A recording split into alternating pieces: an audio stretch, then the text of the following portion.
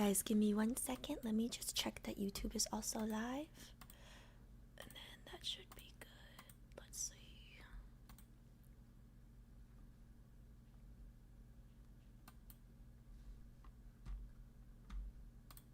My fourth drink in my hand, these desperate prayers of a curse man. Okay, it should be working. Okay. Let me pull chat up real quick. Hello guys, today we're gonna have a very chill, very calm stream. Mostly because I'm hungover. Okay, let's see. Who is here?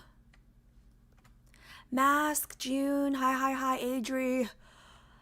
Soapy, I don't know if I'm sick. I'm gonna be honest. I ordered cough drops because my throat started hurting during the horror game streams from screaming. So, yeah. And then, like, I normally get sick around this time of the year anyways. So I'm surprised that I'm, like, not, like, officially sick yet, I guess. But, yeah. Let's see. I have to end at 11 today. So I think we yap a little bit, but we should have plenty of time because, like, I have to end at 11 at the latest. But if we start by 8, 9, 10, 11, that gives us 3 hours to do the first, like, the one chapter for Zayne. So yeah, we're doing good on time. Let me see.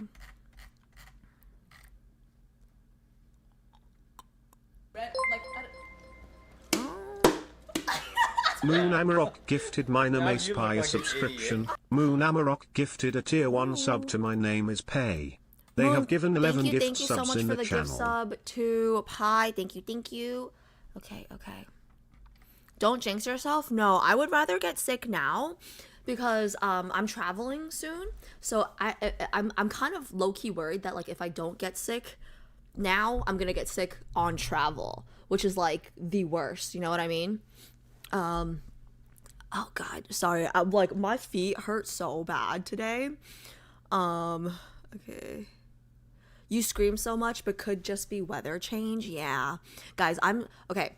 So 2 things. 1, I'm so excited about today's stream because it's been so long since, we've done Love and Deepspace, right? Because we've just been doing the stupid horror game streams that I don't enjoy. And there's still 1 more left. Oh, just so you guys know, any gift subs today do not add to the 888 counter, okay? Nothing counts towards the 888 counter today. I will reset. Oh, I should have written it down. I'll just check the VOD. I think it was like 419.7 or something, right? Like, I think it was 419.7. I'll reset it. We're not going to hit 888 anyways, but just in case, I'm not taking any chances. So I still have 1 horror game stream, but today was, like, the first day that I've been looking forward to a stream in a little bit, so I didn't want to cancel, even though I really wanted to cancel, because I'm still a little nauseous. Okay, update number 2. For those of you guys who don't follow, did I post on Instagram today? I don't even remember. I meant to post a story. I don't think I posted a story now that I'm thinking about it, but we were celebrating one of my sister's birthday yesterday, and I think I'm done with shots.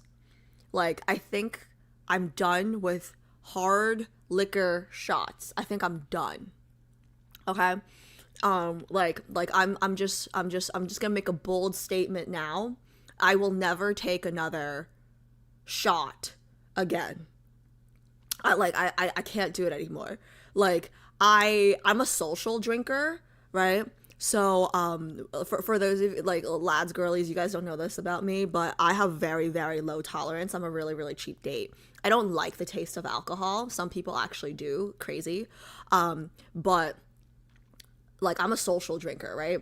And I'm a really happy drunk. So, like, you get a little alcohol in me and I'm a lot of fun. But I think I'm done with shots. Like, just, like, I don't know what it is, but I don't want to tell you guys too much. Well, this is not going to be on the vlog anyways. There's going to be a vlog on the sister channel about this, but I had dinner and I had plum wine with dinner because I love my plum wine. And then at the party, I only took one tequila shot and I threw up twice. So I think I'm officially done with, like, I think I'm, like, done.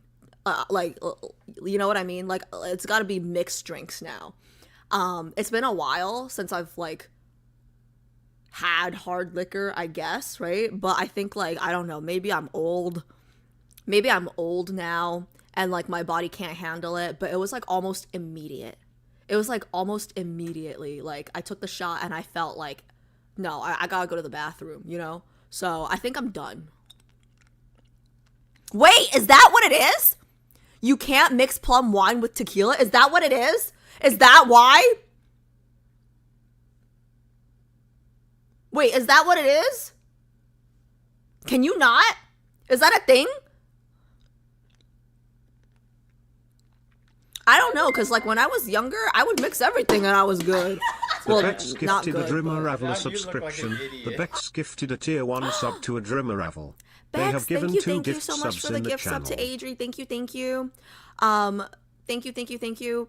Wait, I'm gonna be honest. I've always been bad with alcohol. I've always been bad with alcohol, right?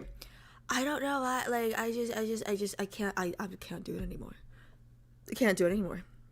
You can mix, just drink more water. I see. Yeah, no. I mean, like, I think I'm a social drinker, right? So, like, wines I'll still do, mixed drinks I'll still do, but I don't think I'm ever gonna take another, like, shot of hard liquor in my life again. Like, it's just not worth it. Like, especially since, like, for me, like, I could just take a sip of, like, a little bit and I'll be lit, you know? Like, why put myself through this pain? Like, it just doesn't make sense anymore. Like, I'm in so much pain right now. But I didn't want to cancel stream because I was really looking forward to this. And my lads committee today, we were talking, and I didn't realize it's been this long, but it's been 6 weeks since Death and Rebirth pregnancy Silas's thing, right? So I'm gonna actually start today by doing, like, the last 2 chapters that we did, because that's, like, when Zayne's stuff started, just like a recap for me. But it's been 6 weeks since then. Like, it hasn't been 6 weeks since we've played Love and Deepspace, because I had to do, like, Zayne's anecdotes and all that stuff. But it's been a while since pregnancy. So that's what we're gonna be doing. We're gonna do the recap, and then we're gonna do the first part. So I think we have plenty of time. But yeah, 1 glass of water for every drink, and you can prevent some of the dehydration that comes from drinking. Yeah, I think genetically, like, I'm just not built for it. You know what I mean? And I'm one of those people that, like, I can have fun without alcohol, but, like, I'm not gonna have alcohol if everybody else is drunk, you know? But, like, I don't need to be taking a full shot, you know? So I think, I don't know. It could, don't judge me for what I say today while I'm feeling like ass, okay? But today, Alice feels like she will never take another shot of tequila again in her life. Like, she feels like she's done with the shot life. Oh, JHP came in. Hey. How are you guys doing? It's Sunday. How was everybody's weekend? Tiger, you don't drink at all? Good for you. I again, social drinker. I don't like the taste. At the gym listening to you. Hi, Pink. Okay, nice. Okay,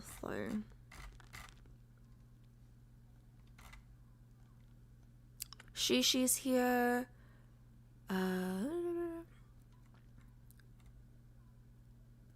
Used to be a whiskey drinker, but not anymore since turning 30. Yeah, is it like an age thing, or, like, I don't even know. But I mean, I've never liked, like, whether it's vodka, tequila, whiskey, like, I've just never enjoyed any of it, right? I like the fruity drinks. Like mixed drinks are okay. Like, Moscow mules are okay if they're, like, not super strong. What else? Like, I like the little minty taste. Love plum wine. And I like a sweet Moscato that tastes like sugar, you know, like the 3% Moscatos. Like, that's what I Like, that's my go-to drinks. Just celebrated my birthday. Happy birthday. Oh, okay. So wait, Loxy, so you're a Scorpio. Nice. Happy birthday.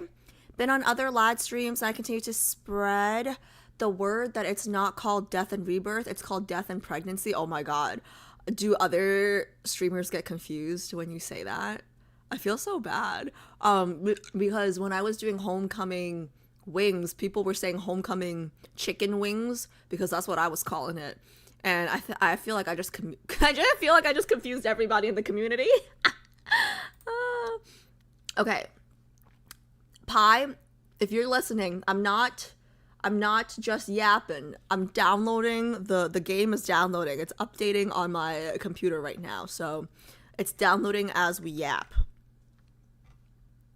Every time someone says it's their last anything, it's rarely their last of that thing. LOL, you think? I don't know. I mean, like, I kind of feel like, you know, oh, it was the cool thing to do when you were, you know, in college and, like, young and whatever. But, like, now it's kind of like, I don't know. Who am I trying to impress? Like, it burns. It tastes like shit. Everybody's laughing at the scrunched up face that I make afterwards. You know, it's like, what's the point? Are we doing lads reactions today? I'd prefer not. I'd prefer maybe next week. I honestly, if I'm being honest, I'd be very happy if we just got through the recap and the first chapter that we need to get through, and then I'm like, I don't know, like, look at me right now. Look at me right now. You've never tried a Moscow Mule? Wait, what's everybody's go-to drinks? Yeah, JHP, what's your... Wait, JHP's Korean, so, like, what do you drink? Like, straight up hard liquor? People think death and pregnancy is funny. I mean, maybe if they have the context, but I don't even know how death and impregnancy for me. What does that even mean? First time chatting. Welcome. First time chatter. Yeah, Alice, you sound rough today. I feel rough today. It was a rough night. So, me and Elle were like the hosts of Jay's birthday party, so there was like a lot of planning and stuff that we had to do, and then on top of it she threw in the, I don't know if you guys know this, but how do I say this, like, politically correct? Like, I think doing a TikTok dance is cringy. Like, not like I don't judge other people who do it unless it's like bad. I judge the ones that look bad a little bit, I'm not gonna lie, but like, it's just not really like my style. If you guys have been here long enough, you know, like, my style is much more screaming than like TikTok dancing. But I had to do one as punishment because I didn't finish my squats last year. So I asked my sisters, I was like, hey, I have to do one for like a bet punishment thing that I owe Twitch chat. Can we do one in Japan this year? And they were both like, yeah, fine, whatever. And so I was mentally prepared to, like, oh, let's pick something to do in Japan where there's like a nice background and, like, you know, whatever, we have plenty of time to practice, whatever. No, my sister decided, hey, like, I saw somebody do this TikTok, I like it, and I have a pretty dress for my birthday tomorrow, so let's do this tomorrow. Okay, and she literally sent it to me Friday night when I was doing stuff, and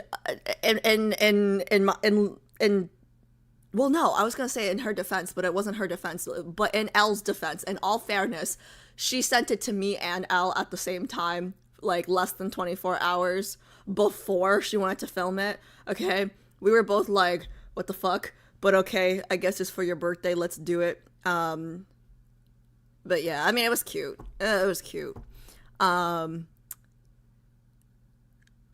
Explains why you look so confused. Yeah, I mean, like, I'm not a winger. I'm also, like, not a like all three of us took dance lessons as kids, but like I feel like everybody did as a kid, right? But like I haven't like choreographically danced in like, I don't know, like 10 years, 20 years. I don't even know. And I'm kind of a planner. I don't like taking tests without studying, you know what I mean? So it stressed me out a little bit, I'm not gonna lie. Because on top of that, like me and Liana had a lot of things to do for setting up the party. So it's not like we had a lot of time, you know? But Jay, Julia, my sister, she's actually kept dancing throughout the years. She was actually like on a dance, like one of those like K-pop cover dance teams. So to her, she was like, I picked the easiest dance I could find for you guys. And me and Elle were just like, well, excuse us. I mean, like, I can do it. Just give me like more than 24 hours heads up to practice, you know? Because it wasn't like 24 hours heads up, here's 24 hours to practice. It was like 24 hours heads up, like, but my 24 hours were filled. So I had to like find an hour to practice, but it's whatever. It's all for fun. It's all for good fun for her. Orange juice with vodka. Ooh, that brings me back. Smirnoff Mule was really popular when I used to drink. I hung out with my friend, went to a claw machine store. Thanks to lads, I got 2 plushies. Stop, really? No way. No way. Like lads, whatchamacallit? Like, oh, thank you so much for the follow. Thank you. No way the claw machine game in lads translates to real life skill. No way.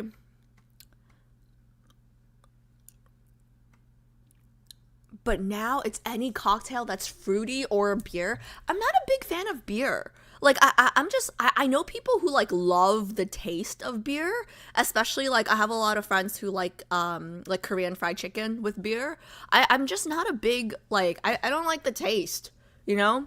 And like I feel like I've had like really good beer. Like I've been to Ireland and I've been to like the Guinness like factory, you know, and it was still like ugh.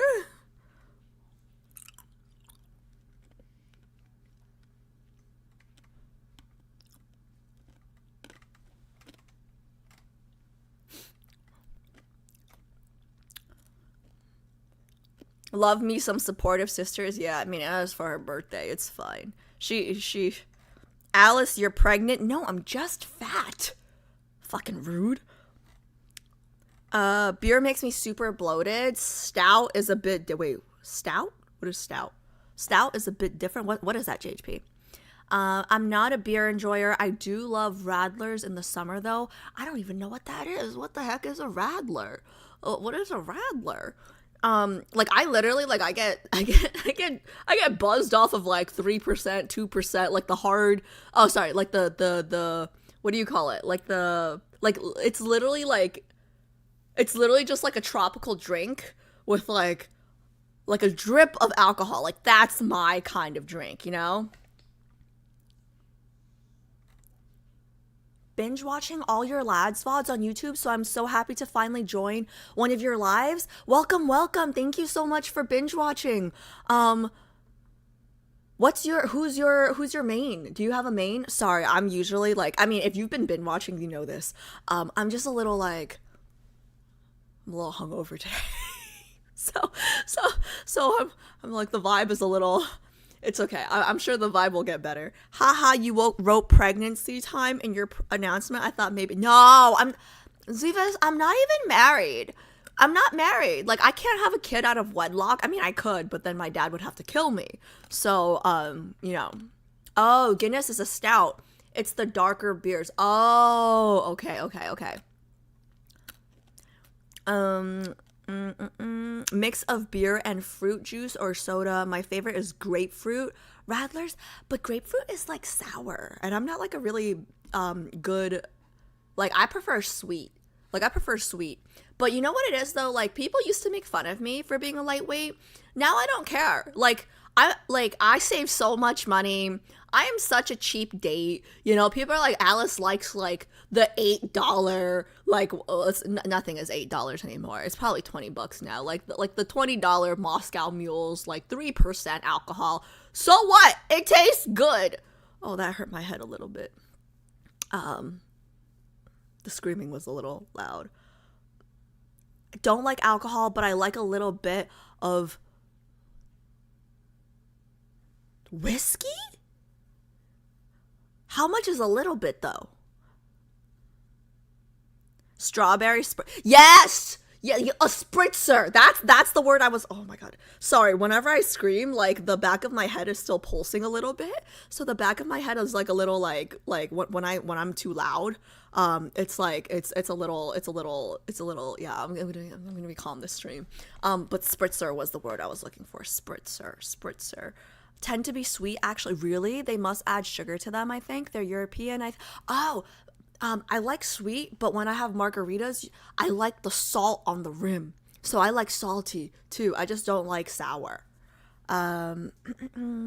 Moscow Mules is delicious. I was just saying that earlier, Zevis. I can do like a light Moscow Mule, not like a strong one. But let's see. Maina Silas. Okay. Another crow. It's kind of nice being a lightweight because you don't gotta try hard.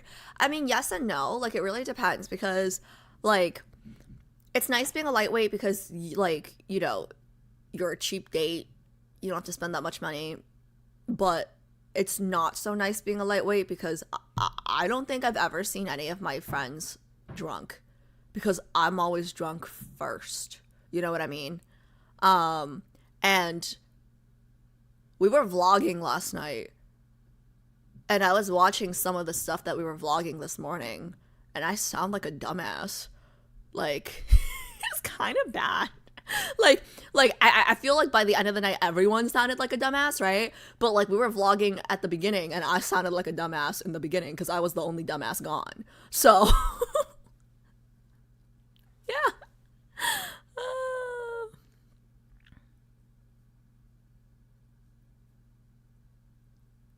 Would hate being a lightweight. First one drunk is just as bad as being the last one drunk. Yeah, but like I'm a happy drunk, you know. Like at least I'm not a sad drunk, you know. Like I'm not like a crier drunk. Now I'm curious. I'm a happy drunk. Like I'm a hug everybody, tell them I love them, dance on the table kind of drunk. Yeah, I'm like a everybody dance with me kind of drunk, and then until I'm happy, and like I don't know if G or J are listening, but they can vouch for this. I'm a very happy drunk until you try to take me home before I'm done dancing. Then I get angry drunk. Like I'm never like sad drunk, you know. I'm like angry drunk. I'm like, I'm not done dancing yet. I don't want to go home. Like I go from like happy to like mad. You know what I mean? Like I've never. Yeah, I'm not a really. It's a good time. It's a good time.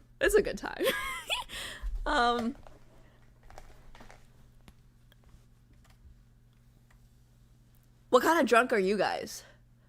Oh yeah, let's start at 8 because I have a few minutes left. Let's start at 8. But last question: what kind of drunk are you guys? When you say drunk, what do you mean? Like to the point where you're stumbling or just tipsy? Both. Like so if I'm just tipsy, then I'm just like maybe a little louder and a little happier. And then like if I'm like drunk, like I'm just like on tables trying to dance with people and then like screaming. And then like when I'm like over the edge, like throwing up and like that's just like sloppy, you know? Like at that point it's just like sloppy, and then like people are trying to be like, okay, it's time to go, and I'm like, no, I'm not done dancing. One more song. At least that's what I think I am. G, J, if you guys are listening, I feel like that's an accurate accurate depiction, right? I feel like I'm a very self-aware person. Mostly because everybody likes to tell me about the things that I do the next day. They're like, oh, like, did you know you told this person you love them? And I'm like, oh, okay, like, I guess that's how I feel, you know, like, I feel like I'm a very self-aware drunk because everybody likes to, like, I'm the one people talk about the next day. Hey, like, did you see she was drunk by 8 p.m., like, at dinner? Like, I'm such a lightweight that, like, this has happened before. Like, I still remember senior year of college, there was a pregame, there was a event, and then there was like a after event. I went to the pregame. I never made it to the event. And people were texting me the next day. They were like, well, what the fuck happened? Like, I didn't see you at the event. I didn't see you at the after event. Like, are you okay? Are you alive? I went home after the pregame.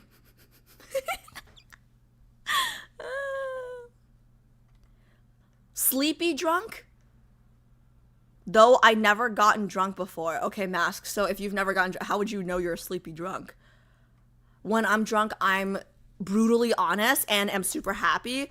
Pink, I feel like we're normally brutally honest, no? So, like, what's the issue? Drunk Alice has made brief appearances here, yeah. Oh, something that's really annoying that I've been told that I do this, that, like, when I'm drunk and people tell me I'm drunk, I say I'm not drunk, even though I'm drunk. Like, I've been told. Never been drunk before because I can't drink alcohol. Jealous of people who can drink. You're not missing out. You're not missing out on much, honestly. Angry drunk Alice throwing punches. No, I'm not a violent drunk. I don't even know what to name. What is this clip? What is this clip, JHP? Let me see. What is this? Real quick.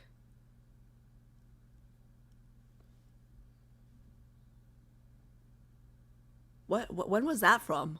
When was that from? When was that clip from?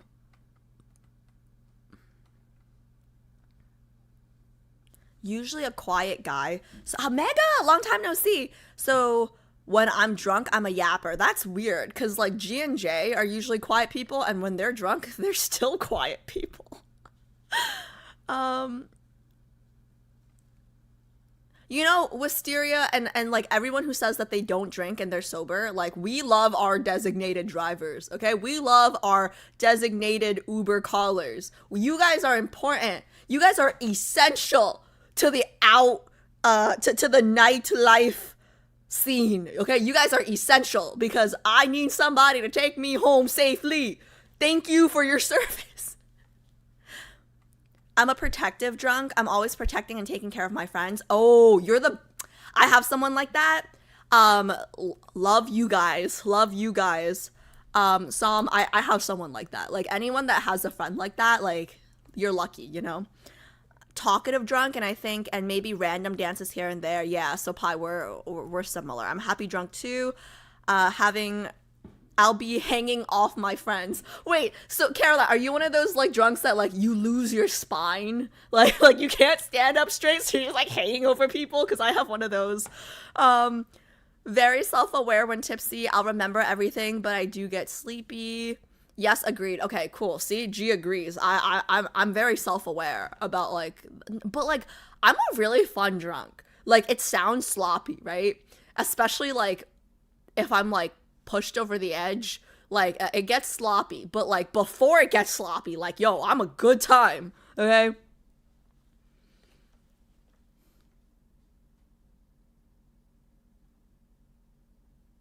Well, JHP, you're 6'5" and Korean, so like I feel like it would take a lot to get you drunk.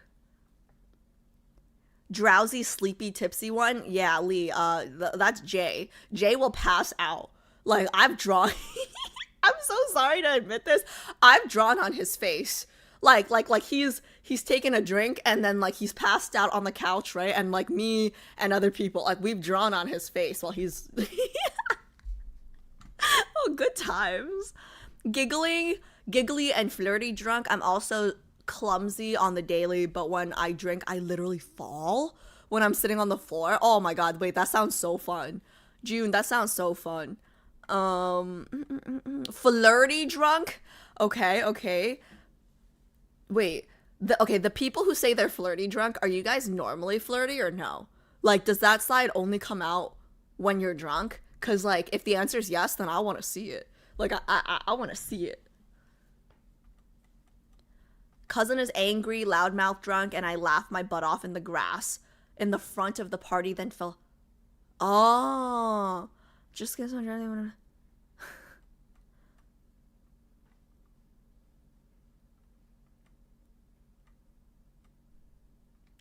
You don't need to be drunk to have a good time anyways. I agree.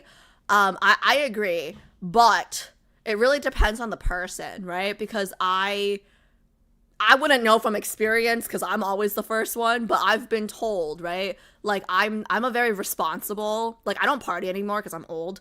Like I feel like my partying got cut short because COVID, right, happened like literally during my prime whatever years, whatever you consider your prime partying years are, I guess. But COVID happened, so I'm done. And I feel like, so when I did go out, we always had like a designated, like, okay, you're in charge of making sure nobody loses their phone and everybody gets home safe kind of person, right? So depending on like who that person was, I feel like it's never me because I'm like nobody trusts me, right? It's never me. But some people are better than others because I know people who are like, it's really not fun being the only sober person because all of you guys sound like idiots and I'm just in a room of idiots. You know? And then like other people are like, oh, like the idiots are funny, like I'm entertained. So I think it really depends on like your perspective, you know, and your personality a little bit. So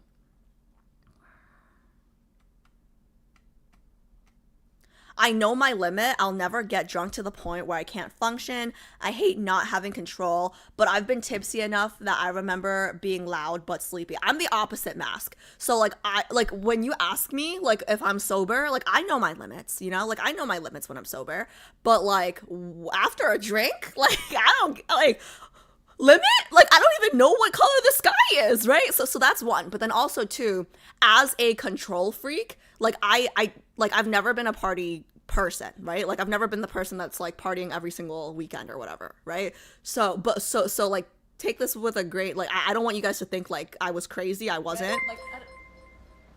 Nicole, thank you so much for the resub. Nicole Seguenza just resubscribed for 37 months. Pay says it's now past 8 o'clock. Oh, okay. Let me get to the end of. Let me catch up on the comments and then I'll go.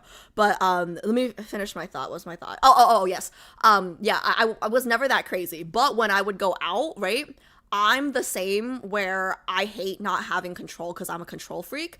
But that's kind of why I liked getting drunk because like it's to let off steam and like that's the whole point for me. And like why it was fun because like I didn't have to be in control, right? Like I know like this designated person's gonna take me home today, so I can let loose. Like that's the point of like going out for me at least, right? Like I'm not gonna go out and like try to control the situation because I'm gonna do that every day I'm at home, you know? Drunk guy that goes around telling everyone, make sure you drink water. Oh my god, I love that guy. Pretty annoying making sure we are all, no, Tron, I love that guy, because I'm always dehydrated, right? Because like when you're drunk, you're not thinking about water. I love water guy. Like that is essential, important job. Okay, I gotta read faster. I get jealous seeing my friends who can drink and have fun. I'm usually just trying not to die. I'm dead. Depends on who I'm with if I'm a flirty drunk. Oh, so you're still picky. Because I know someone, I know someone who's a flirty drunk, like, and like they'll flirt with a tree, you know? Like it's just, you know, it's their go-to drunk personality, I guess. Depending on your friends, though, being the only one not... Exactly, Shallow. Exactly. Alice, it's past 8. Okay. I'm reading faster. I have social anxiety, so drinking helps me loosen up a bit. Yeah, I think that's totally fair. And I know a lot of people, like, you know, like, the alcohol doesn't really change your personality, but, like, it'll loosen you up a little bit, especially if you're, like, in a room full of new people and, like, meeting new people, right? Like, it'll just loosen you up a little bit so you can be yourself a little less anxious-y. Like that's normal, I feel like. Problem is having to take care of the idiots when they do something idiotic. Bro, you're sounding like G right now. Okay, calm down, shallow. I'll drink, I'll flirt with, and kiss any hot person near. I lose all my shame. June, I have a question for you. Just guys or guys and girls? I'm not gonna lie, I had a friend try to kiss me when she was drunk. I smacked her away from me. Like literally, like I smacked her, like literally away from me, and I was drunk. So like even, like I know for a fact, like even drunk, I am picky. Like even drunk, I am picky. So like the people who like cheat when they're drunk, like I don't buy it. I don't buy it because like I've literally smacked a friend away from me before. Let's see. I'll flirt with a tree sober. Whoever needs to hear this, just please pace yourself. Having to take care of you because you decided to drink too much too fast is not fun. That is true. That is true. All the trees are waving to the wind right now. Oh no. Okay, Pi, stay safe. Stay safe. As a sober one, I'm protective of my drunk friends. Yes. Okay, wait. I'm gonna switch over to the game. But yeah, like everyone who brings water, everybody who stays sober to call the Uber, all the designated drivers, we appreciate you guys. Because listen, I'm all for having fun, but we gotta have fun responsibly. Oh my god, where do I go for the... Oh, here. Okay, found it. Okay, yes, responsible fun is the best fun, yes. Okay, Death and Rebirth. And then I gotta go back to... Just in case any anybody under 21 is watching on YouTube playback, okay? Have fun responsibly. Do not drink and drive. Okay, let's see. So I'm going to go back to chapter 2, and then I think we're going to do the last 2 chapters, right, of Zayne. Yeah, let me switch my screen real quick.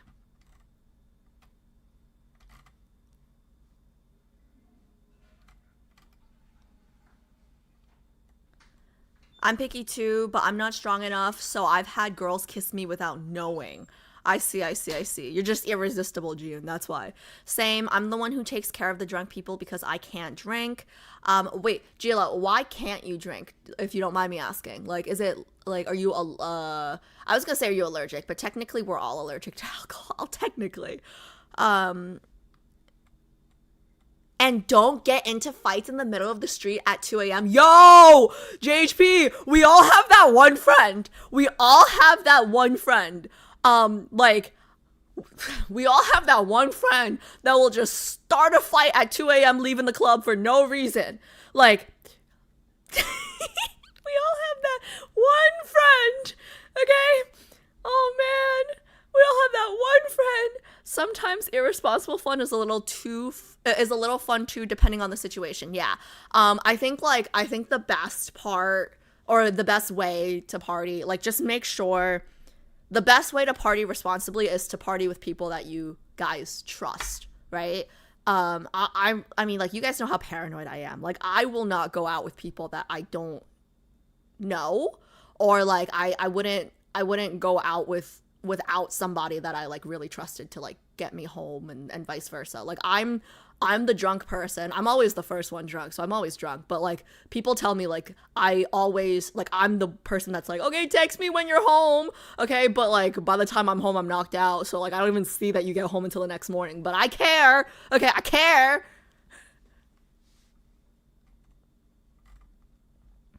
You mean if you're under 21, don't even drink, right, Alice? Right. Right, Jay. That's exactly what I meant. Yeah, and I have to pick his ass up and bring him back. Yeah. See, the problem is, like, let's I'ma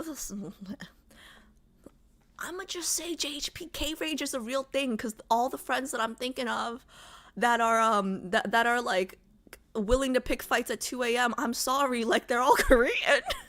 Like, they're all Korean. Like even the girls. I'm like, yo, like I had this one friend. She's like trying to pick a fight, and I'm so fucking drunk, and she's like, back me up. I'm like, I can't fight. Like, what do you mean, back you? I can't fight. Like, I'm gonna call the guys, okay? Like, hold up. Like, let me call somebody. I mean, like, listen, like, I'll fight, but like sober, like maybe like I'll bite, I'll kick, whatever, right? But like drunk Alice, like I don't know if I can fight, you know? Okay, let me switch my scene real quick to Love and Deepspace. Okay, and then let me remove guys, I have this little sticky note for the horror game stream for my nauseousness. I gotta do this. Okay, let's see. So switching over. Oh, can somebody just confirm that like I would start with somebody just confirmed like the recap, right? I would start with chapter 8 here, when we are together. Is that right? Like that's like the end of Silas' start of Zayne, or no? Sorry, he's drunk. The secondhand embarrassment is real. I get itchy skin rash. Oh no. I get itchy skin rashes and they last for days. Yeah, okay, yeah, that's not worth it. But Gilo, girl, I'm telling you, like, you're not missing out much. I don't think you have to get drunk to have fun. I feel like,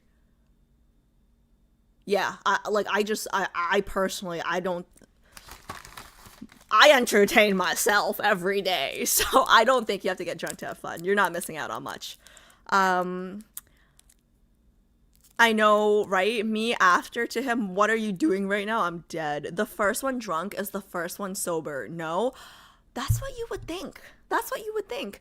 But like, from my experience, the people who get sober the quickest are the ones that can process alcohol the best, as in, like, they can drink the most because, and I don't know if this is scientifically correct, this is just from, like, observation, right?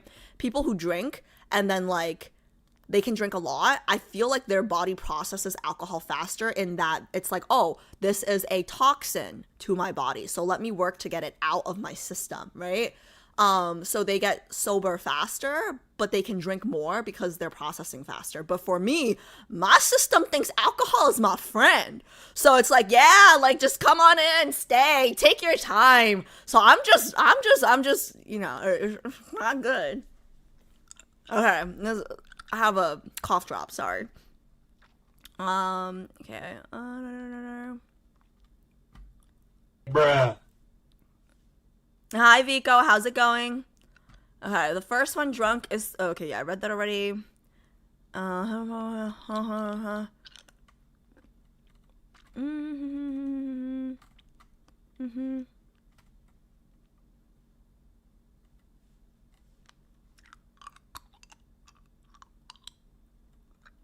Feel very at ease around my friends so I can go overboard, but once I'm tired, it's literally KO. Well, it sounds like one drink will make you tired.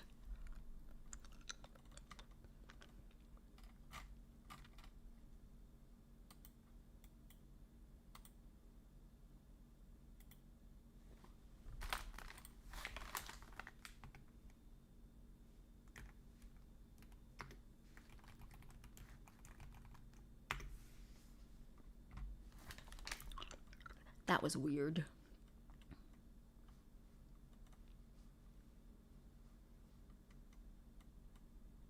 Shallow, don't start with the anonymous shit today. It's Marshy, guys. He admitted to it, okay?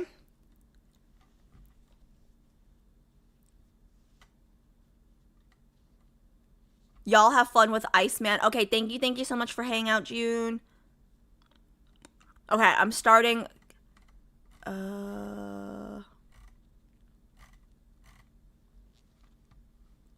Chapter 8. Okay. So this one, right? When we are together. Okay, let's get started. We have to finish by 11. I'm pretty sure we'll finish by 11.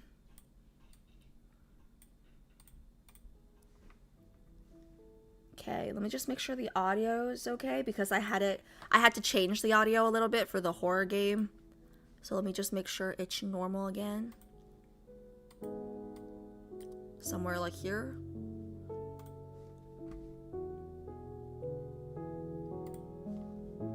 Okay, I'm changing the settings back. You guys let me know how it sounds on your side.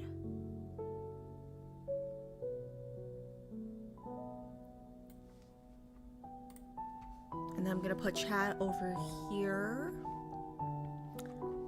Okay, so for those of you guys who don't know, I'm just gonna do a little recap because it's been a few weeks. It's been some time. Okay. I'm so excited! Okay. I remember a lot actually, so this should be good. I remember we ended off with like a car crash, right? Something like that. But yeah, let's go.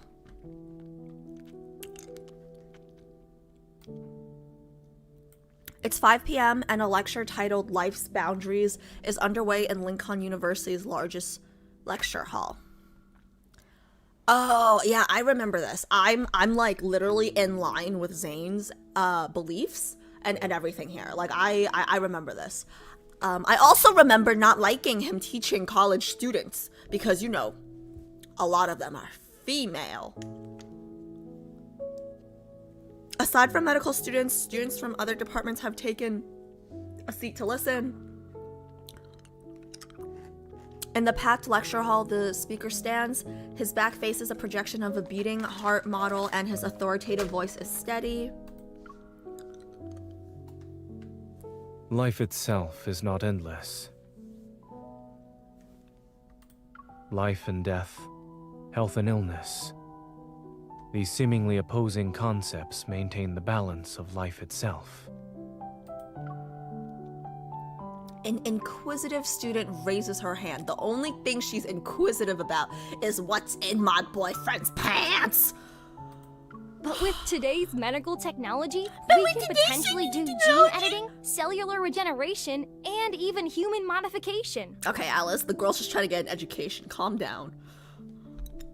If immortality becomes achievable, why should we still accept death as the end of life? If we set aside morals and ethics, these technologies could make immortality possible. But this also means that our goal in the medical field has shifted from conquering disease to conquering death itself. Zayne's gaze sweeps across every face in the room, his tone remaining calm as usual. To conquer disease is to extend life, but to conquer death is to control it. Can we still call ourselves humans after being modified and losing human characteristics? How do we even define human existence? Hushed discussions fill the lecture hall. Zayne looks towards the back as someone quietly opens the door. It's me. A familiar figure appears. She quickly slips into the back row, her coat leaving a trail of melted snow on the floor. I'm trying to go a little faster, guys, just because this is a recap for us. Wait, did you guys see his expression? Like, how his eyes, like, opened a little bit when he saw us? Okay, so I think going back to this is actually really good after doing his myth and his anecdotes and like just having a little bit more background on him, right? Because I actually think Zayne, out of all the guys, out of all the love interests, I think he might have like the best micro expressions because he's the least open about his feelings. You know what I mean? So like you have to pay very close attention. And like when you catch stuff like that, it's like more exciting for me. I don't know why. He quickly shifts his gaze and continues with his previous point. Life can be extended, but the cycle of life and death should not be controlled.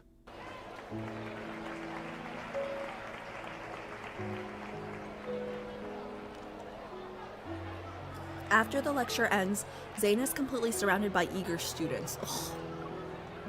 I sit in the back row and wait as students file out behind me. Did you see the news?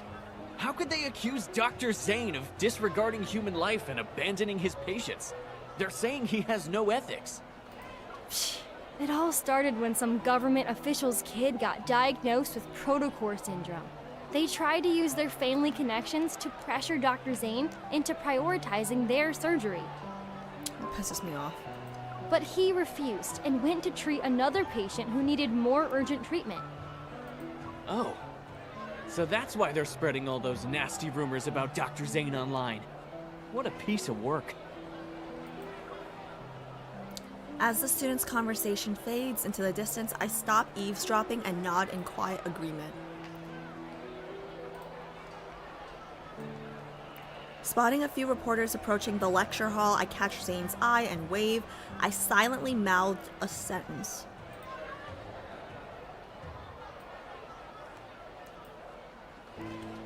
Come here, Dr. Zayne. Zayne glances in my direction, nods, and makes his way through the crowd of students.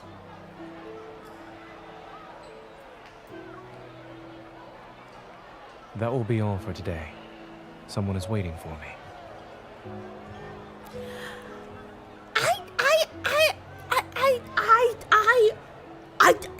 Did I miss this before? Like, I don't know why. Like, I like how obedient he was. I'm like, come here. And he's like, okay. Like, did I miss that the first time? Like, was oh man, I was too high on Silas probably. All right, let's keep going.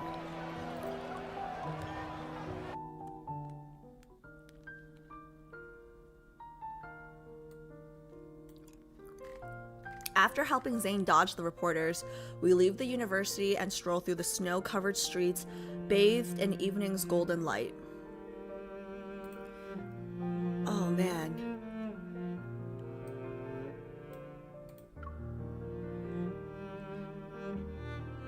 You're good at making complex topics clear and accessible, Dr. Zayne. If I were a few years younger, I'd sneak into your lectures every day. Really? What was the second key point from the third section?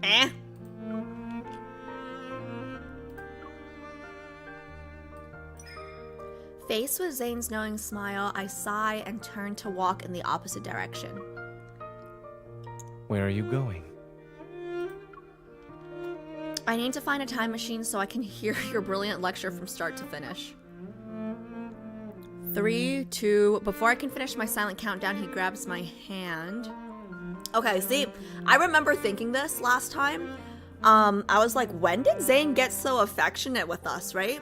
But now I kind of feel like with the Master of Fate context, it seems a little less abrupt. You know what I mean? Like, it seems a little less abrupt than it did for me, but like the first time we did this before doing that myth. Come back. I only saw you arrive near the end of the lecture. The time machine must have not been invented yet.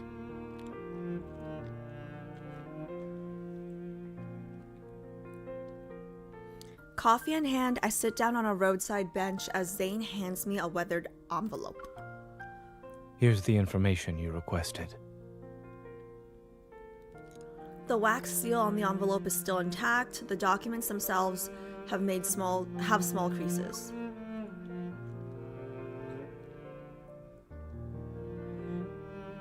Exchanging documents while sitting on a bench, we're like those secret agents trying to save the world in the 008 movies. Given what you've asked me to investigate, it is certainly a secret that concerns the fate of the world.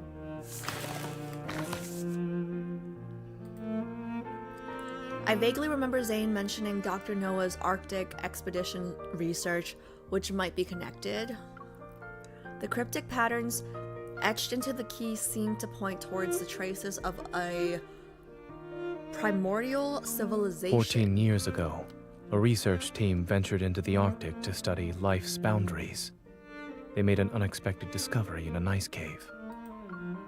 According to the surviving documents, the pictographs they recorded in the ice cave bear a striking resemblance to the patterns on the biometric key.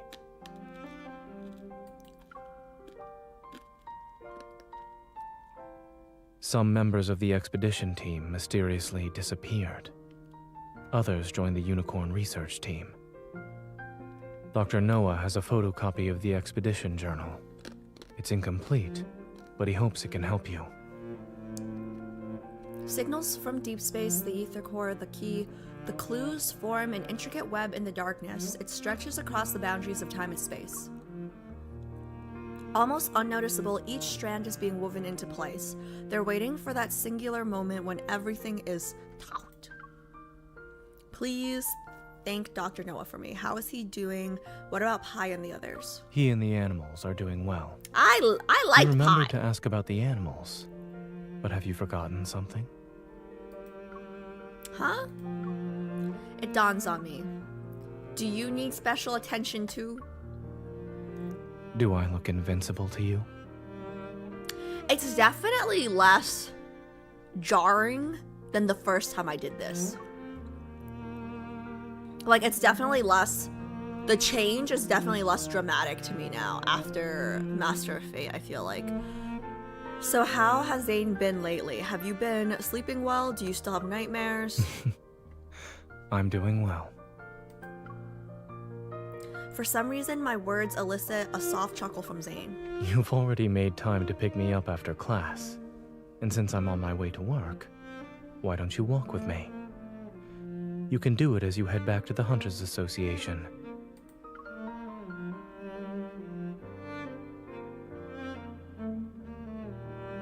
Traffic is at a standstill during the evening rush hour. Fortunately, Oxo Hospital and the association are within walking distance, so we decided to continue on foot.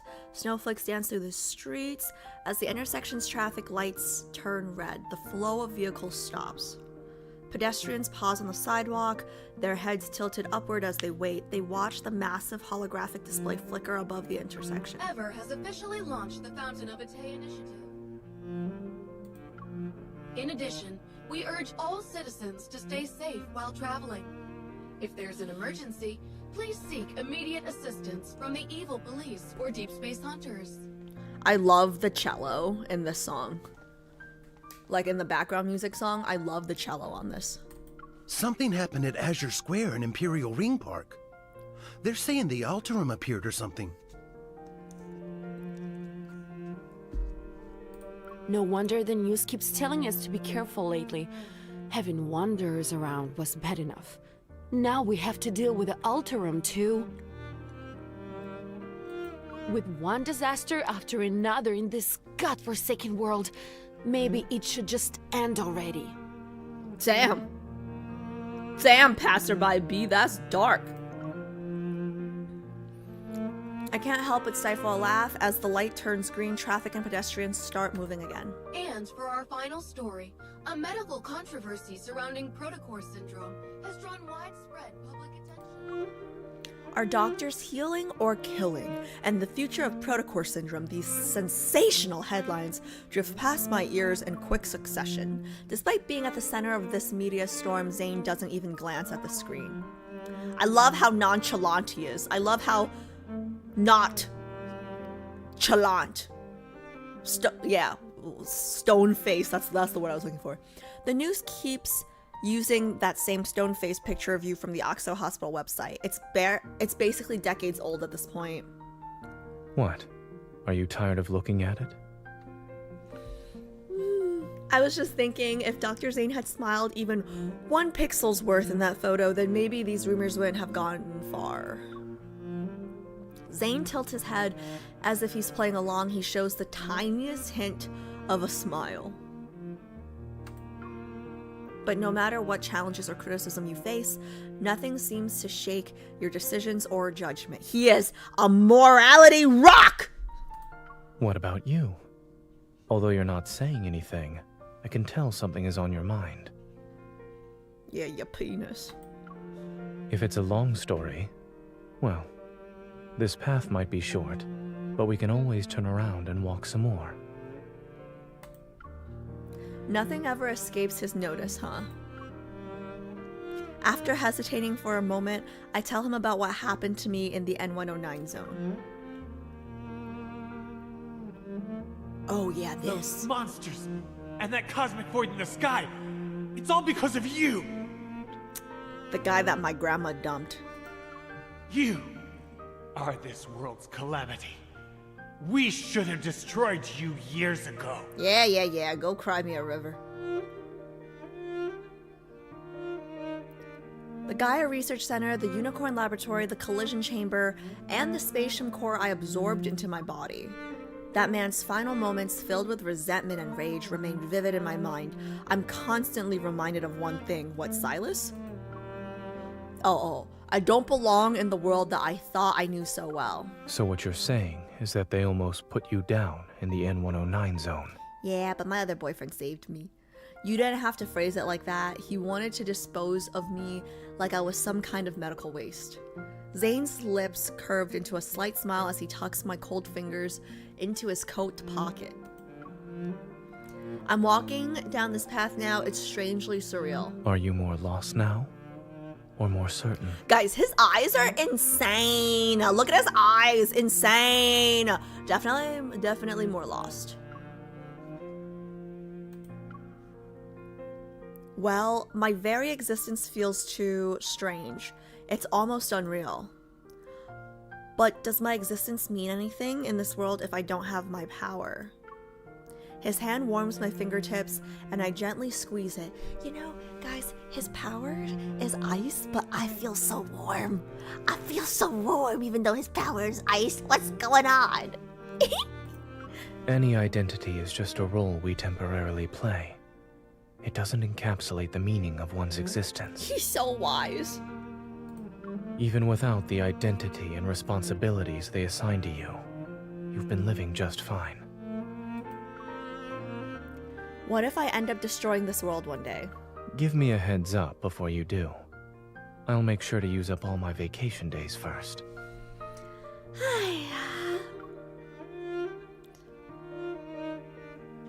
You know what I will say? Like, the good thing about taking such long breaks in between each section, right? I feel like has really helped me with compartmentalizing the relationships with each of the guys almost, you know?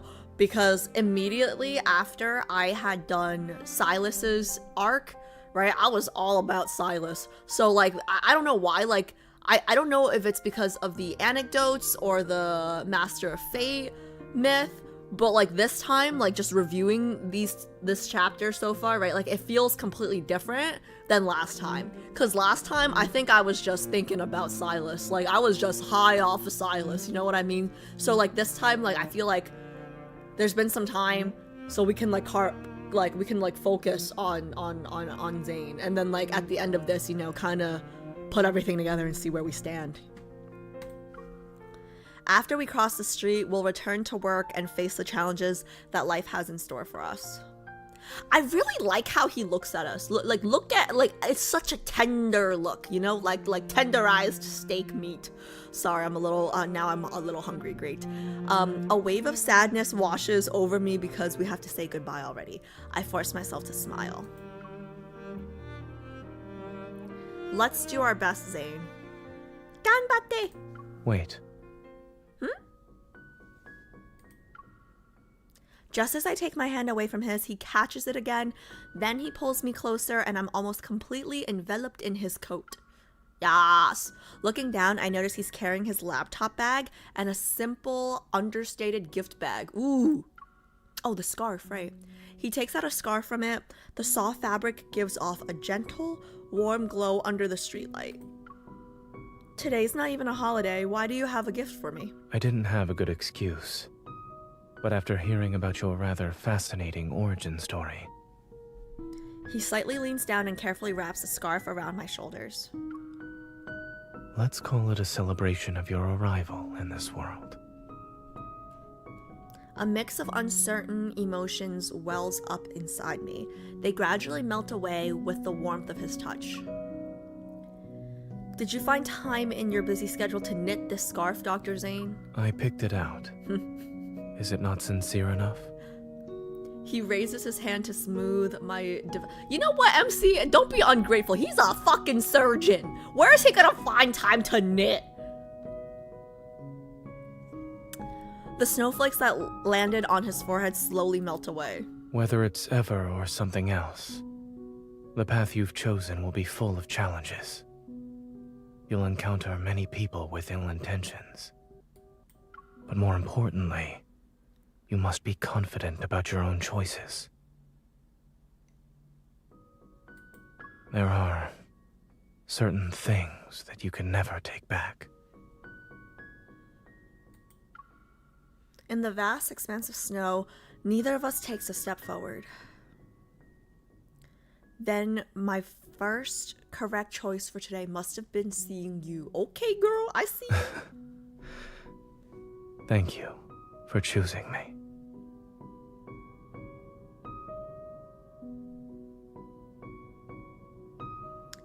It's almost like he's telling me to choose him for my main.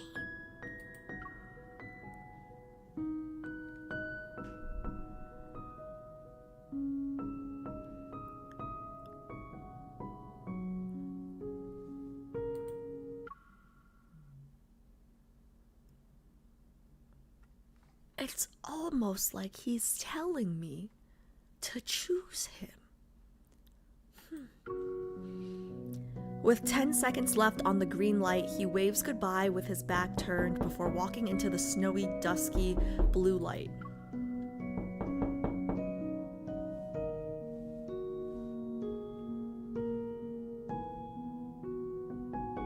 It's not even a horror game. It's not even a horror game. It's not even a horror game, JHP. Stop trying to brainwash me.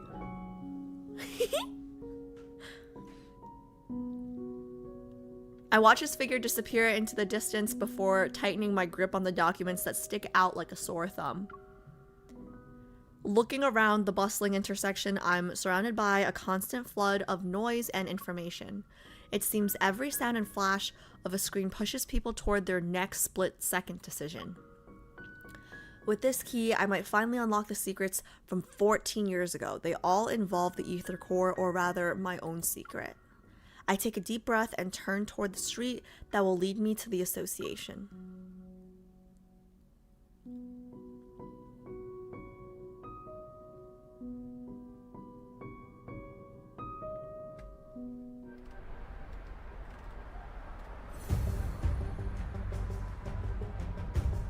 Okay, let me check in with you guys for a second.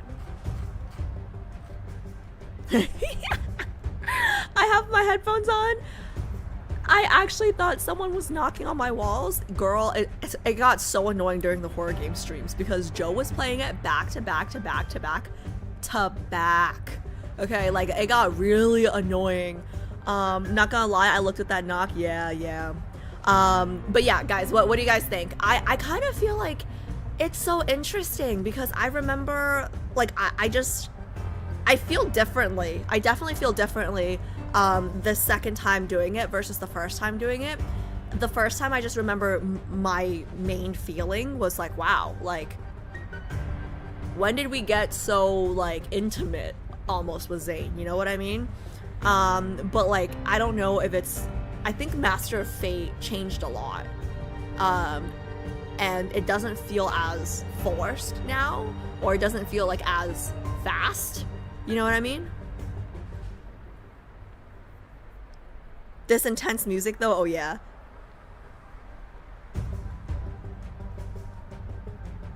Hi J-Star, how's it going? Am I late? Did I make it? I mean, I started stream a while ago, but like, you can catch up with the VOD if you missed anything. I don't think you missed anything though. We're just doing a recap. Okay, I'm gonna keep going. I'm gonna speed through this one because I want to get to the new stuff. I'm just doing a recap because I want to make sure that I didn't forget anything. Okay, heavy snow falls steadily as darkness settles earlier than usual. Standing tall in the heart of the city, Axo Hospital remains brightly lit. Are doctors as always. healing or killing? Exposing the dark truth behind Axo Hospital's division of cardiac surgery? What kind of ridiculous headlines are these? Wait guys, it's Grayson. Now that I know he's also in love with a hunter, it's kind of cute. Like, his anecdote where it's so cute now. Like now that I have like the little bit of like background story, right? The anecdote where he just let her lift all the boxes and stuff, and Zayne was laughing at him.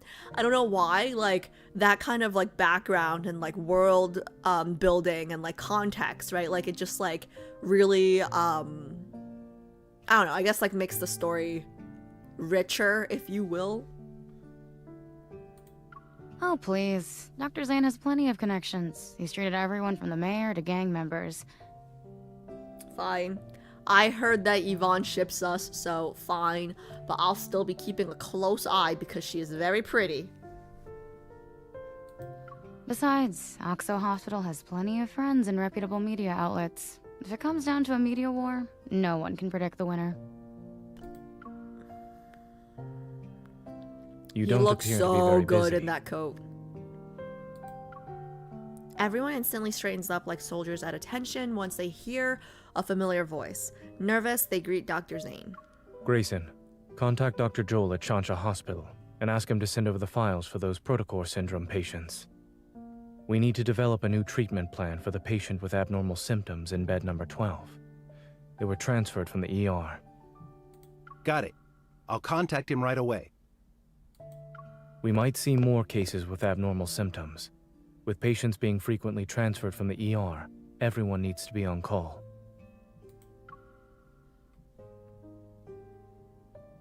After methodically delegating the remaining tasks, the staff watches as Zayne disappears down the hallway. Dr. Zayne's composure is something else. He's not that much older than us, too. How is there such a huge gap? Keep my boyfriend's name out of your mouth! It's like the difference between gods and mortals. We can only admire him from afar. And don't you forget it, very, very far. Come on, let's get back to work. The best way we can help Dr. Zayne is by doing our jobs well.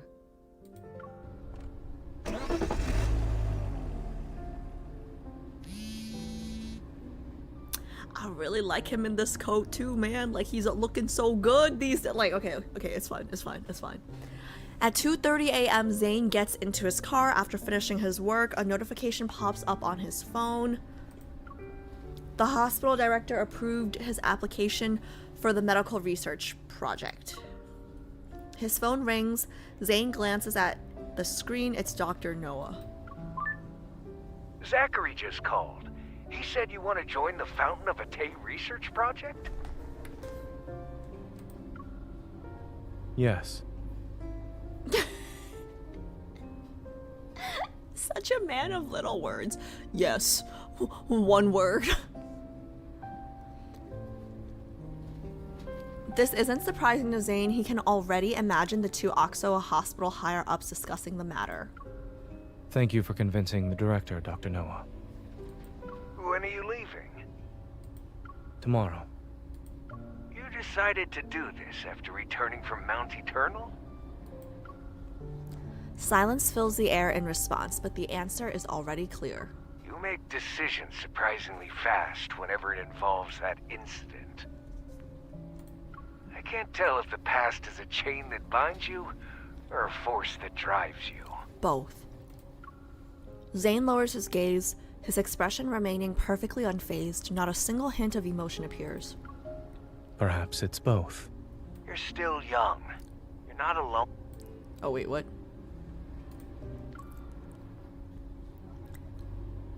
You're still young. You're not alone in this world. Don't try to shoulder everything by yourself. That's the one thing about Zayne. He's such a martyr. Yeah, that's the one thing I don't know if I love about him. He's such a martyr. Like during the Master of Fate thing, right? Like he just sacrificed all his years of cultivation for us and didn't say a single thing. Like such a martyr. Man, Zayne lowers his phone, its light slowly becoming dim in the heavy darkness of the night. With so many people behind me, I should be the one walking ahead, yes?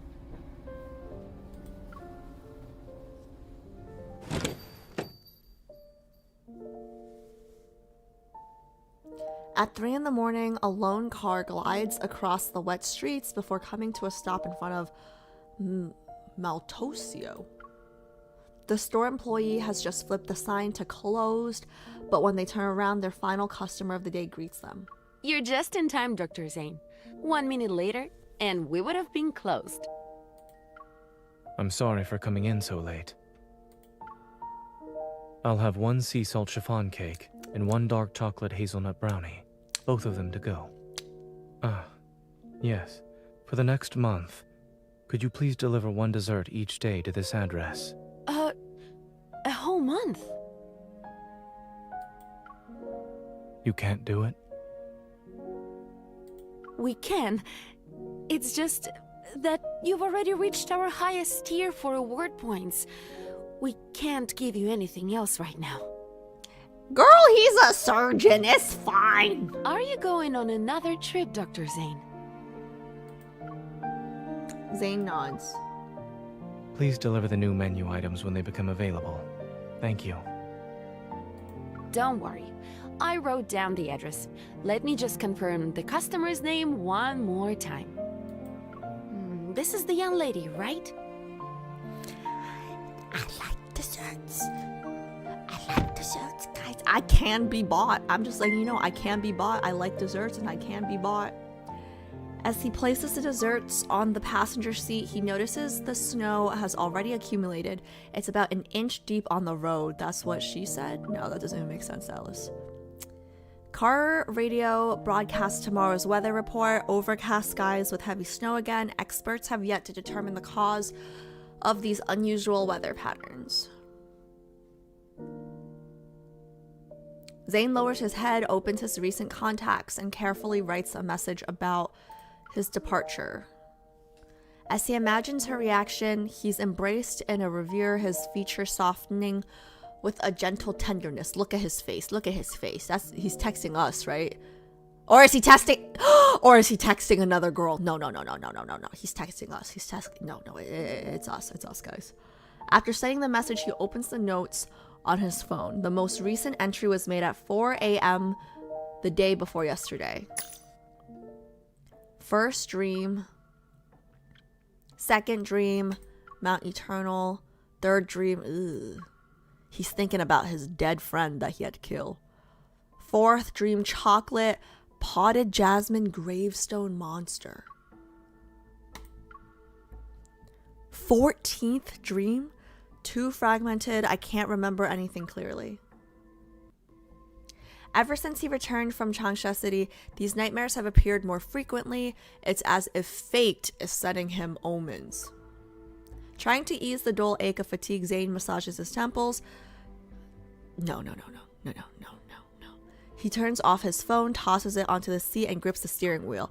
I remember what happens next. The windshield wiper sweeps away the snow, but the snowfall grows heavier by the minute. He can barely see less than 50 meters ahead. When Zayne finally makes out the 2 white shapes as a mother and child stumbling along, his car is already dangerously close to them. Oh no, I remember what happens. Okay, but we're almost at the end. He jerks the wheel violently to one side. The taillights cut arcs through the snow and the car crashes through the wave-shaped guardrail. It comes to an abrupt stop in the strip of green vegetation. Terrified, the mother and her child fall. The kid in her arms is covered in crystals and resembles a twisted glass sculpture. Yeah, I remember. Ugh. I remember what happened. Ugh, no. Stay back! It wears human clothes, but there's nothing human about this creature. Crystals have consumed most of its massive body that's hunched over. Strange growths are still pushing through whatever is left of its skin. Its face is twisted into a grotesque expression. Its pupils gleam in eerie dark blue. Each step it takes makes the ground tremble. Stay away! With trembling hands, the woman covers her child's eyes. Don't be scared. It's okay. Don't be scared.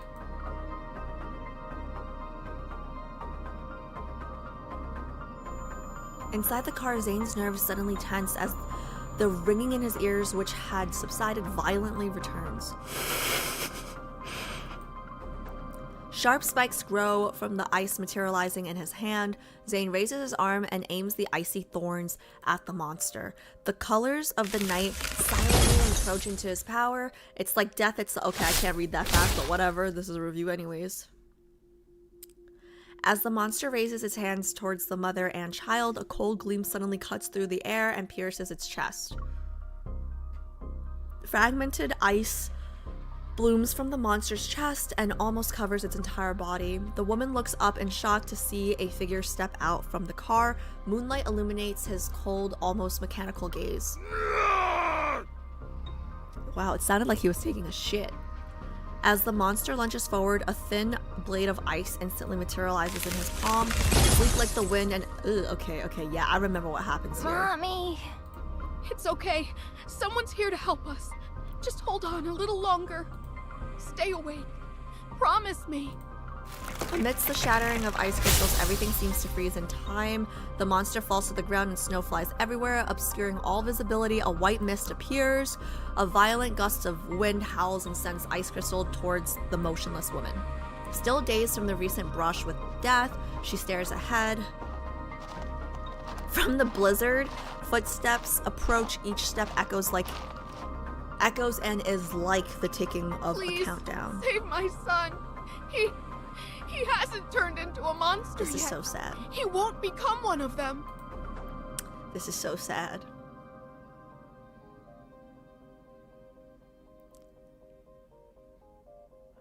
The tall man blocks the car's headlights and casts a shadow over the mother and child before him. The woman shrinks back in fear, and the chocolate slips from the child's trembling hands. It falls, oh no, into the snow. Saving him would be pointless.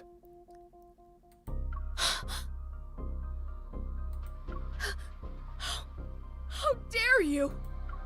Ignoring her anger, Zayne bends down to pick up the chocolate and holds it out to her. Ice crystal falls from his fingertips, landing on the chocolate's wrapper. They melt to wash away the blooming He's blood beyond stains. saving. No! He hasn't turned into a monster. He's still alive. He...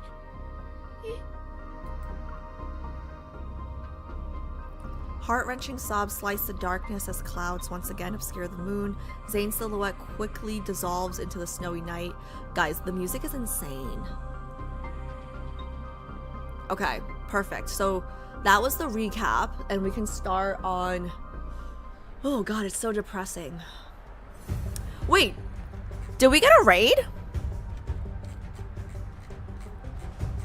Hey, GJ, are you guys even here today? The fuck? Okay, useless. Let me do this real quick. Mish, if you're still here, thank you so much for the raid.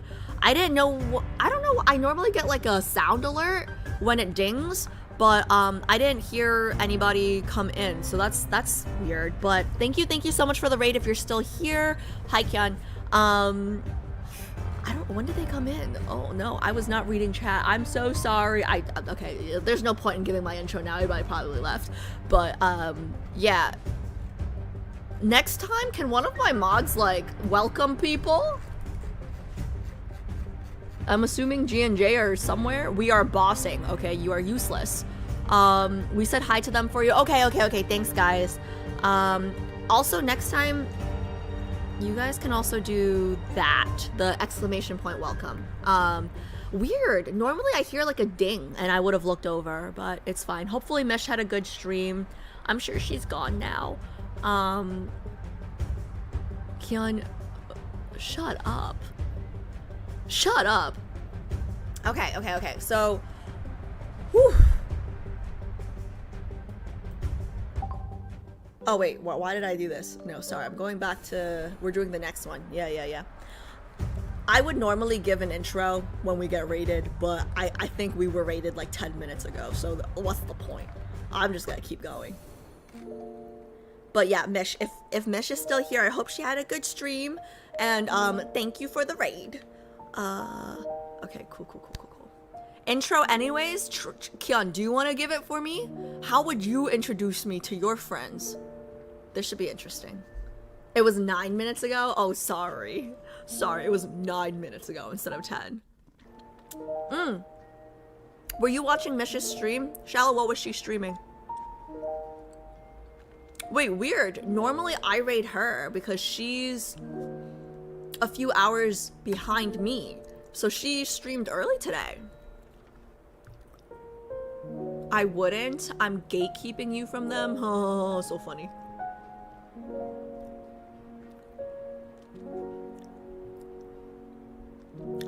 She was doing some gaming. Yeah, I have no idea what those games are. Video is lagging for a few minutes. Try refreshing. Try refreshing. Sometimes that fixes things and sometimes it doesn't. I'm gonna change up the flavor of the cough drop. I'm gonna do the lemon one. Okay, so for anyone who's just joining for Love and Deepspace now, like now we're starting the new stuff. Now we are starting the new stuff. So everything we've done to this point has been reviewed. And now we are starting the new stuff.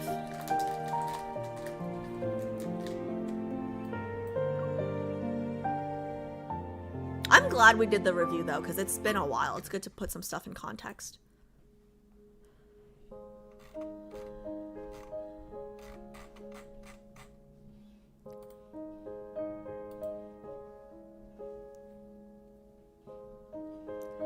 In the early morning, street lamps cast a bright, lonely glow across the snow-covered streets. It makes the city appear deserted.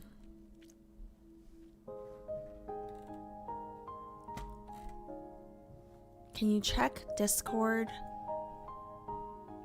before starting? Okay, give me 1 second. Check Discord before starting.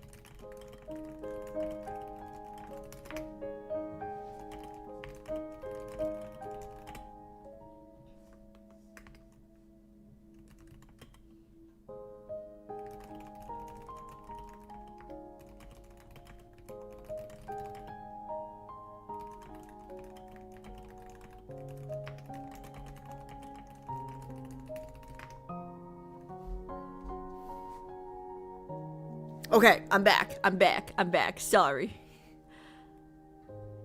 Background music and typing sounds, is that like ASMR? Okay, I'm back, I'm starting. Sorry about that, guys. I just had to check in on some stuff with my committee, but we're back. Okay. I'm excited for this. Okay, it's been so long. Okay, let me pull you guys over there. In the early morning, street lamps cast a bright, lonely glow across the snow-covered streets. It makes the city appear deserted.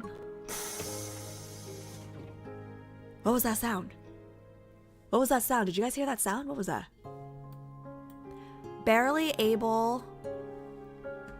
Wait, what? Okay. Barely able to keep his eyes open, a boy dozed off in the priority seat. He swayed back and forth during the trip until he finally bumped his head. It was before the bus stopped too. Wait, a boy? A boy? So is it the boy that looks like Xavier and Silas's son?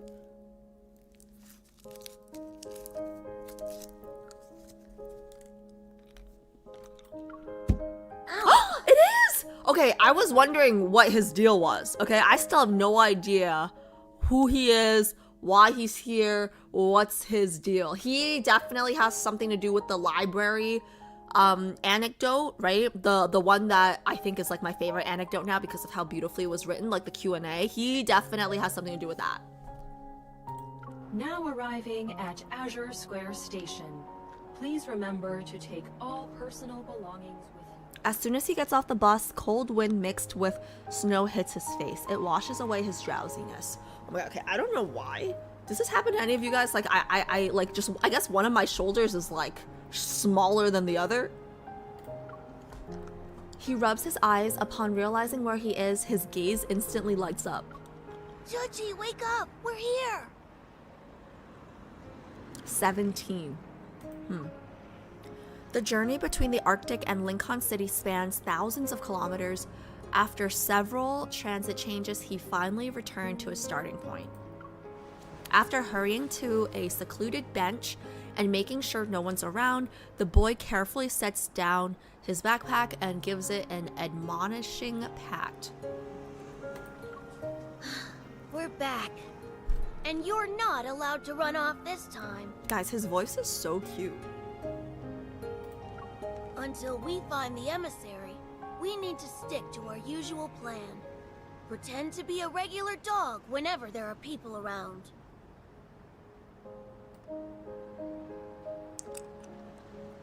Pretend to be a regular dog whenever there are people around. So what is 17?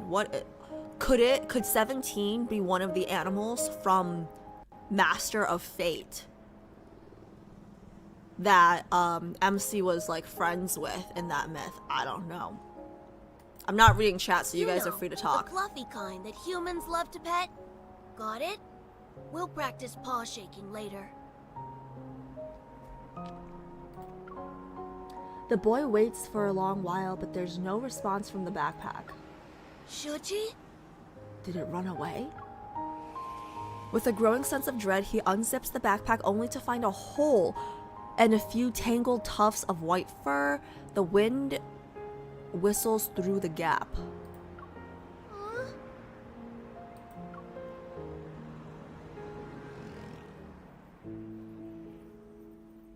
Uh-oh. Hunters Association 2 days later. Studying the documents Zayne gave me, I searched through every library and archive in Lincoln City. I try my best to uncover the information about cosmic civilizations hidden in the biometric key, but every search has come up empty. Ooh, okay. So, my guess is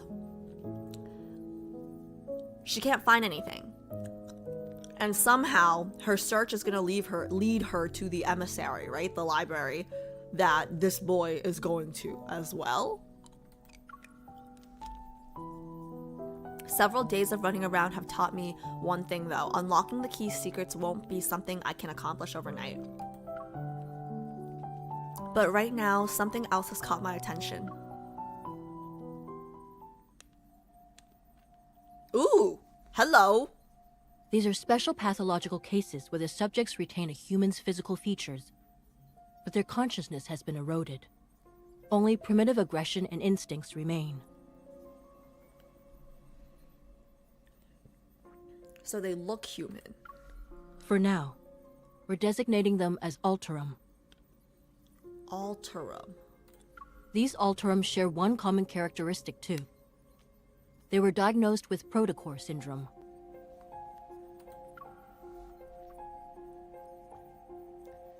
Protocore syndrome. 2 days ago, I received an unexpected message from Zayne at midnight. It was long after we parted ways. I have to go on a business trip. It's not dangerous, but we might not be able to contact each other for a while. Don't worry. P.S. I'm not going to Mount Eternal. Why is he telling me where he's not going instead of telling me where he is going? Why is he telling me where he's not going instead of where he is going? These sudden announcements had become the norm. I scrolled through my emojis and sent back a happy snowman with ellipsis above its head. The words protocore syndrome act like a signal. They connect my earlier suspicions to create a clear pattern.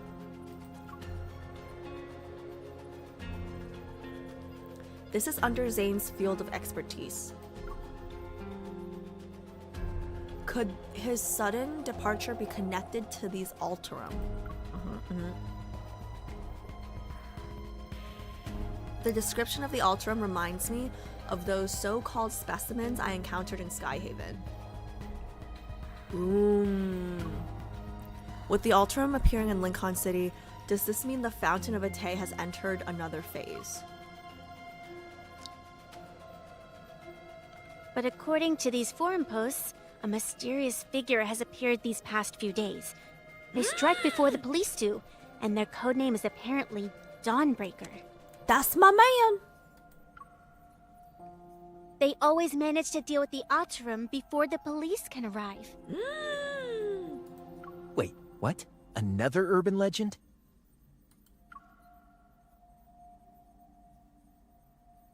Focus. Do I know that Zayne is Dawnbreaker? Like, does MC know that? Like, don't answer me. I'm just asking. Does MC know that Zayne is Dawnbreaker? Interesting. Jenna interrupts the off-topic discussion. The virtual display switches to show some photos from a crime scene. As for these recent Alterum attacks, the police need a hunter to investigate and detect metaflux readings.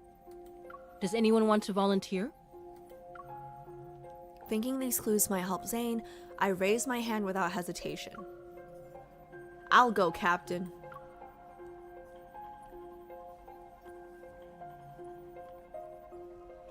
Okay, guys, I'm gonna look over in like 3 seconds. Just make sure there's no spoilers. I don't think there's anything to spoil yet. But my main guess is, like, I just want to know what's going on with that little boy. Like, I know he's looking for the library. I know we're probably going to end up at the library, right? To find the answers that we're looking for to the thing that Silas gave us. But I don't know. I have more questions than answers right now. I wonder if MC knows that Zayne is Dawnbreaker. Like, I don't necessarily know if she knows that. Interesting. Oh wait, what did it say? Northern Ring? Okay. After receiving assistance credentials for my investigation, I head to Northern Ring Road that's located in the downtown area. A detective lifts the barricade tape and approaches me. After we shake hands, he leads me to the crime scene. Thanks for coming out when there's all this snow. Why do you sound angry? I'd like to say the same thing to everyone else who's here. I set up the precision scanner I brought on the ground and turn it on. Once the scan is complete, the data will be uploaded to the cloud that the association can access. Then a detailed report will be generated for police use. Perfect. We've received some of the restored surveillance footage, so we can take a look at it. The surveillance equipment was damaged by the cold, though. I'm afraid the video quality won't be great. I thought Lincoln City's outdoor surveillance systems were designed to withstand low temperatures. Sketchy. Okay, so the detective is saying, we've received some of the restored surveillance footage so we can take a look at it, but it was damaged by the cold and the video quality won't be great, but we're saying that these surveillance systems were designed to withstand the cold. Okay, so something sus is happening. Something sus is happening. The temperature dropped far below the equipment's tolerance threshold. It's safe to say the damage wasn't caused by natural means. So it was caused by Zayne. In the low quality footage the detective hands me, I managed to spot an unsettling figure lurking in the darkness. Is it my boyfriend? Is this the moment I find out that my boyfriend is Don, whatever. You guys know what I'm saying. The creature's form is distorted.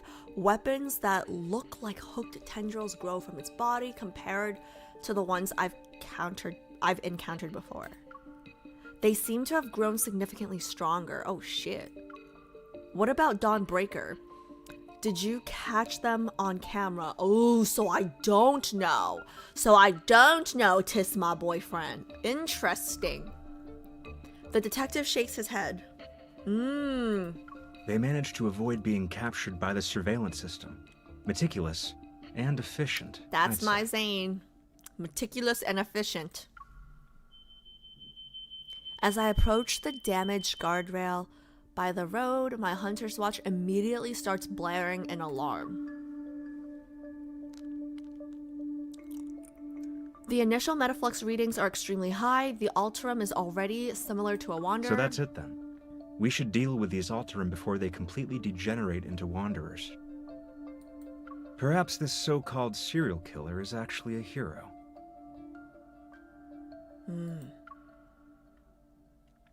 The detective gives me a contemplative look. However, from a hunter's perspective, do you see the Alterum as humans? Or are they monsters that need to be destroyed like Wanderers?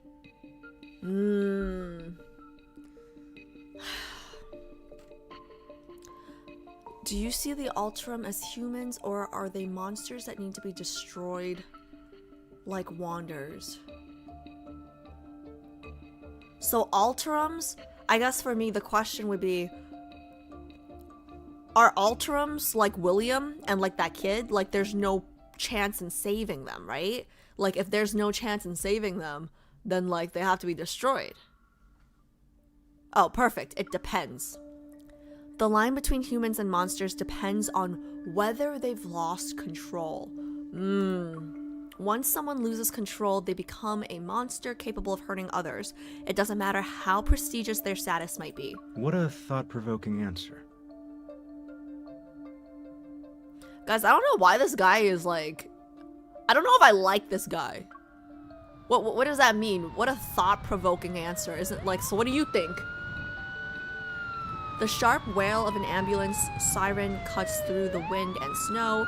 It grows louder as it approaches. We both look up, our gazes following it. Wanderers? Alterum? The deep space tunnel? Sometimes I think about the kind of fantastical world I'm living in.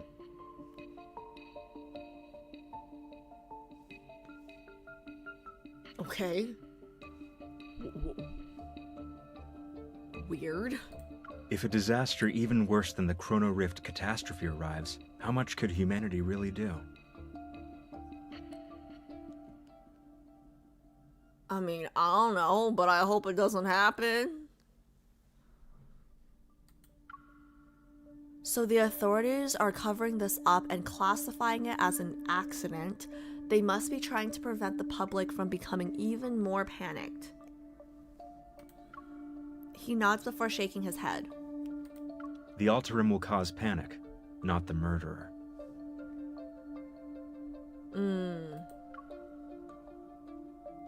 Seeing my confusion, he smiles. A blood-stained murderer is more relatable than these abominations. Yay or nay? I guess that makes sense. Maybe I'm overthinking it, but something about this detective seems off. Yeah! Okay, thank you. Yeah, he seems a little off. I just don't know what I don't like about him. Like, just some of the things that he says has been weird. In any case, the association will provide the police with a formal energy analysis report. I should get going now.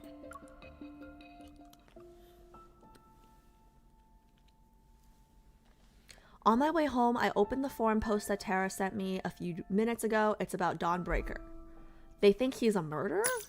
Or a serial killer?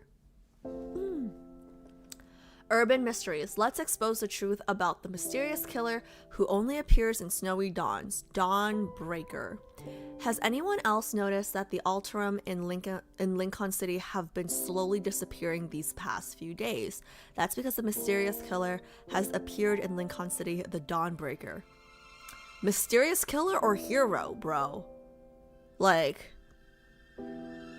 They appear between dawn and sunrise, vanishing without a trace at daybreak, hunting Alterum ahead of the police. Inside scoop, 100% legit information, but don't ask me which insider, I can't say more. No way this is missing you in Lincoln. No way this is real. My uncle works as a dispatcher at the Hunters Center and he's never mentioned anything like this. Escape from Earth at night. The last 10 people who claimed to have insider uncles already got cease and desist letters. Want to be next in line? Dawn shift tender? Those Alterum things are just way too terrifying. Getting rid of them quickly is definitely for the best. 4-day worker to be. LOL fake. OP's probably just some writer hired by the site for clicks. Interesting.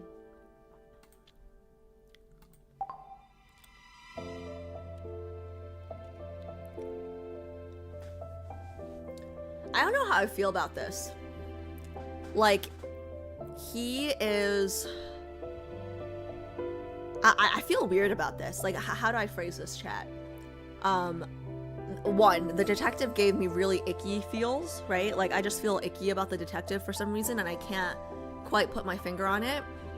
But they're basically saying that they're using Dawnbreaker as a distraction, or like headlines, to draw attention away from the fact that people are turning, right? Something about it feels icky. I think it's because, like, he's clearly being a hero, right?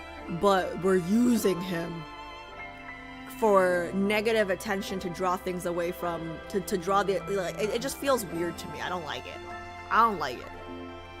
It feels like we're calling a hero a villain. Like, it feels icky to me. I don't know. The Alterum and Dawnbreaker, these names sound like links in a food chain, destined to exist in a perpetual cycle of predator and prey. Those monsters, come to think of it, I'm not so different from them. Will there come a day when others will try to erase my existence? What do you mean, come a day? That was the whole Dimitri thing. Hello? Did we forget? Come a day where others will try to erase my existence. That literally happened last week, bro.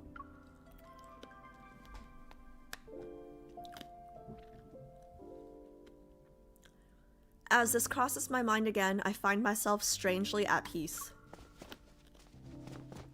What was that? I hear a strange noise behind me. When I turn around, I notice paw prints on the ground. Okay, wait, what was the thing's name? Something by, right? From the Master of Fate. It was like, it was something by, or I think it's that, because when the kid found that he was no longer in his backpack, he said there was white fur, right? What kind of animal left these? A squirrel, maybe? Or a stray dog? Confused, I stand there, but then a white blur darts past in my periphery. My scarf suddenly tightens around my neck before vanishing. It jacked my scarf? It jacked my scarf? The one that my boyfriend just gifted me? Hell nah. Give it back. When I come to my senses, all that's left in the snow is a chaotic trail of footprints. You better follow it. The white blur has already vanished into the darkness around the street corner. My scarf! Why did he jack my scarf? Is he cold? In the rundown, gloomy alleyway, only scattered spots of light fall upon the snow-covered ground. A dead end. It took my scarf too. Where did it go? Snow falls silently. My surroundings are so quiet that even the sound of breathing seems jarring. Are you going to drag me back to the cocoon? I won't return. Wait. You're Dawnbreaker. Just kill me already. This is when I discover Zayne is Dawnbreaker. Dawnbreaker? My heart races as I hold my breath and silently move forward. As soon as I turn the corner, I raise my gun at the shadowy figure. It's your boyfriend. You. Oh, sorry, that's not me. That's the question mark. In the dim lighting, several objects coldly flash from the figure's palm. They're ice shards, and they've pinned the teenager's sleeves and pant legs to the wall. Black crystals cover the teenager's left arm and neck, but he's different from the test subjects I encountered in Skyhaven. The realization hits me. He's an Alterum. I said you could kill me, not torture. I suggest you stay quiet. That voice. I freeze upon hearing a familiar voice and move my finger away from the trigger. In that split second, a sharp ice shard cuts through the air. Wait. I can't read that fast. Guys, the music is insane. Cuts through the air. It barely misses my cheek. Dawnbreaker, like the Grim Reaper, turns to face me with cold indifference. He meets my gaze. Hello, it's me, the love of your life. Remember me? Jasmine's. Hello? Dawnbreaker, like the... Okay, yeah, I read this part already. It's me! The white creature that had vanished into the snowy night suddenly appears... What? I can't read that fast! Out of nowhere, it jumps onto Zayne.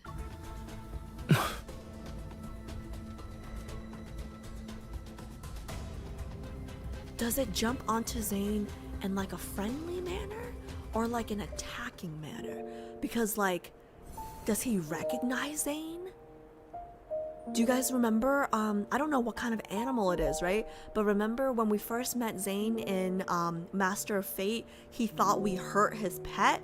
Is that the pet? And it's like drawn to him or something. You know what I mean? I'm gonna keep going, guys. I'm gonna keep going because I got more questions. I will read chat at the end of the next one because I got more questions than answer right now. I can't stop right now. I need to know what's happening. Taking advantage of Zayne being momentarily distracted, the teenager breaks free from his restraints and pulls out a knife from his waist. With desperate wild eyes, he lunges at him, but his wrist is caught and twisted again. The cracking of a dislocated bone echoes through the alley. What exactly is this cocoon you speak of? Why do you need to know so much? As if the word cocoon was burned into his nerves, the teenager suddenly jerks away. He clutches his crystallized left arm as he frantically runs to hide behind me. Spotting my gun, he forcefully grabs my hand and turns it. If you're not going to kill me, then... The barrel is pointing at Zayne now. If you're... Okay. Let me go! Stay back! A flicker of surprise appears in Zayne's eyes, but that moment of uncertainty quickly fades and his usual coldness returns. You're just gonna let this kid turn your gun on your boyfriend? Come on, MC. Smack that kid dead. Okay, maybe not dead, but just like unconscious. Zayne, why are you here? Really? You want to have a discussion now while your gun's pointed at him? Zayne, who should be away on a business trip, is in a remote alley in the middle of the night with an Alterum teenager. He was addressed as Dawnbreaker too. Something isn't right. Questions pile up one after another in my mind as I assess the situation. I slowly try to free my hand from the teenager's grip. You haven't gotten to the point where death is necessary. Zayne and I speak almost at the same time. I'm once again taken aback by the coldness in his voice. But after tonight, that might change. The crystals will erode your body. Your skin will be split open, and your bones will be ground to dust. When it reaches your neck, you'll lose your voice. No one will hear you scream.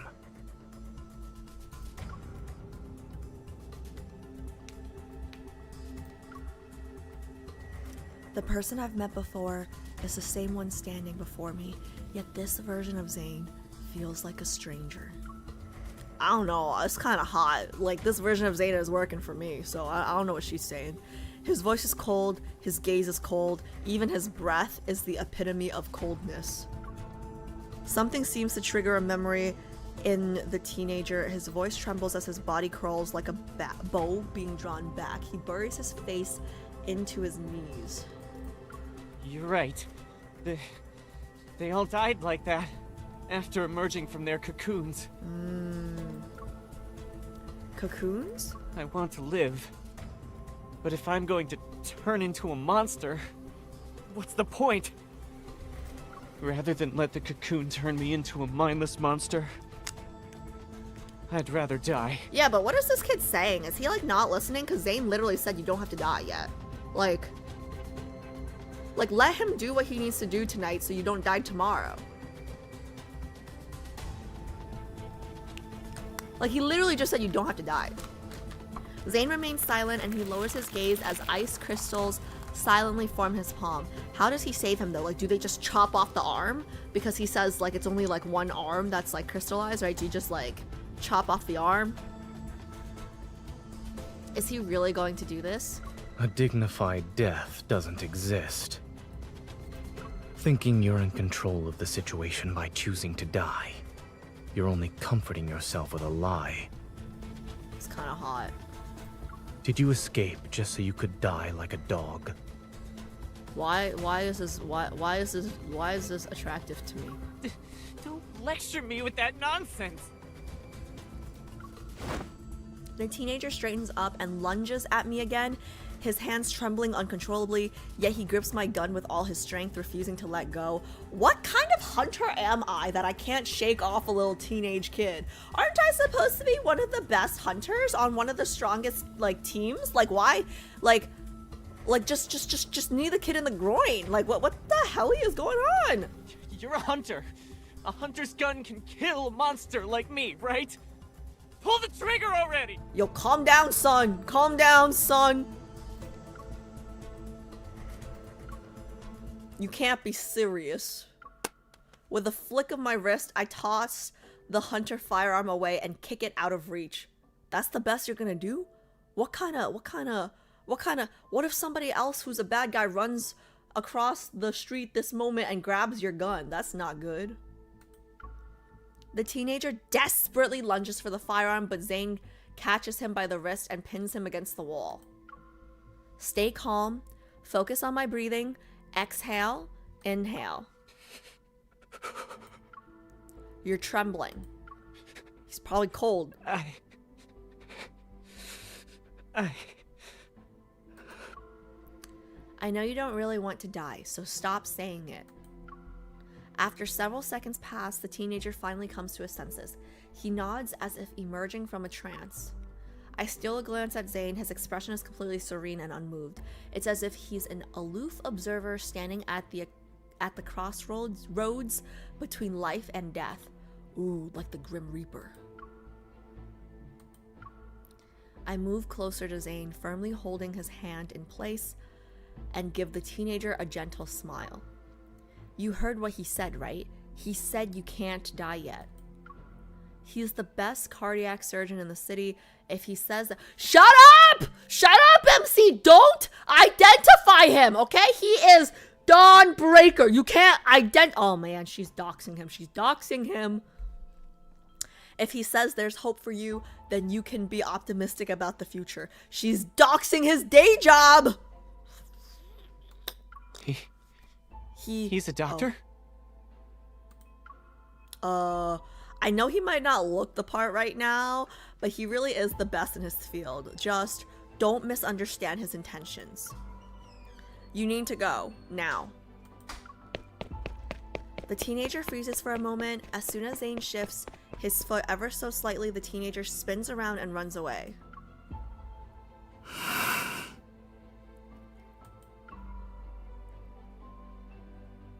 I'm so confused. Late into the night, the streets gradually darken. The light reflected off the snow makes street lights appear soft and dim. Why did we tell him to run? I thought Zayne was gonna do something for him. I'm so confused. After watching the teenager leave, I turn back to look at Zayne, who feels like a stranger. Why did we let him leave with his arm like that? I thought we were gonna help him first, no? The small animal of an unknown breed stubbornly refuses to let go of his coat. It whimpers as he pushes it to the ground again. That was the cutest sound. Now that it's just the two of us and this dog? Anyway, you can tell me what's going on, right? Did your business trip end early, or did Axo Hospital call you back for an emergency? While I'm still asking questions, Zayne bends down to pick up the snow-covered scarf. Then he stares at me as if trying to confirm something. Is this yours? Did he forget that he gifted it to me?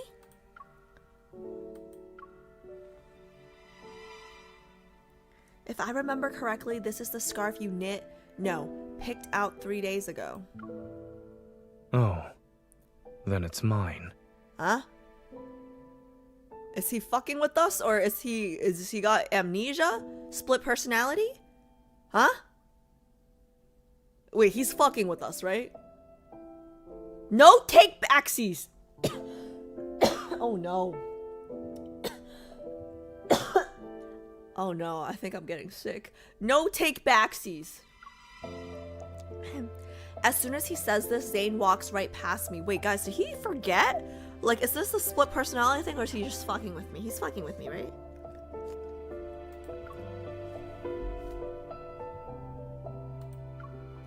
You don't know me? Why are you suddenly acting like you don't know me? Should I know you?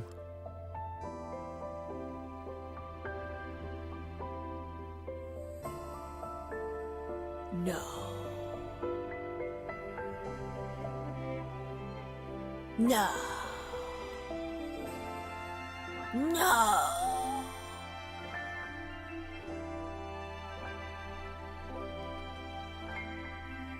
No.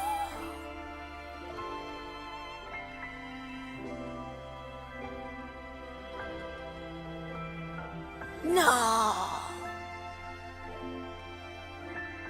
Ain't no way. No. Alright, I'm choosing Silas then, because listen, okay, if he's not fucking with me, I might have to choose Silas. Because, like, back in the day, right? Like, young Alice might have liked a challenge, okay? Old Alice is tired, okay? She wants, like, a smoother, easier relationship, okay? I'm not trying to date someone who doesn't remember who I am 50% of the time. Like, if we're saying he's got a split personality, I'm choosing Silas, okay? I don't want to work no mo. If there's nothing else, I'll get going now. No, he's fucking with me, right? But your home isn't there? I know. He stops in the snow and gives me a cold glance. Over his shoulder, his voice is devoid of any emotion. What? The subway station is this way. What?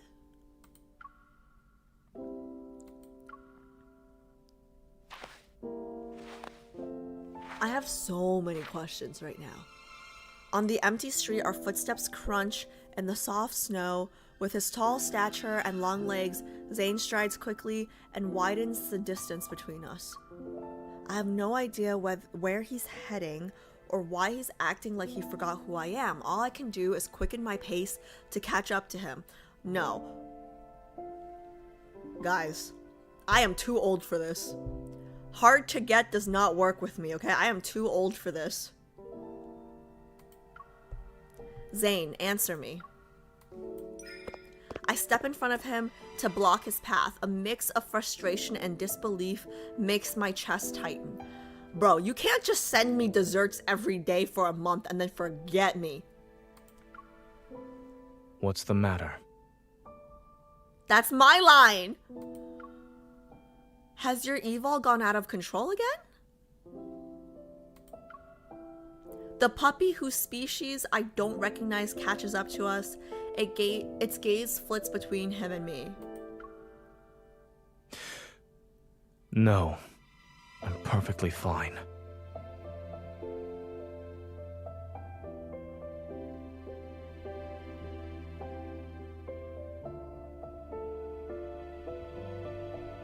was just getting used to, like, the tender look Zayne. You know, what the fuck is this?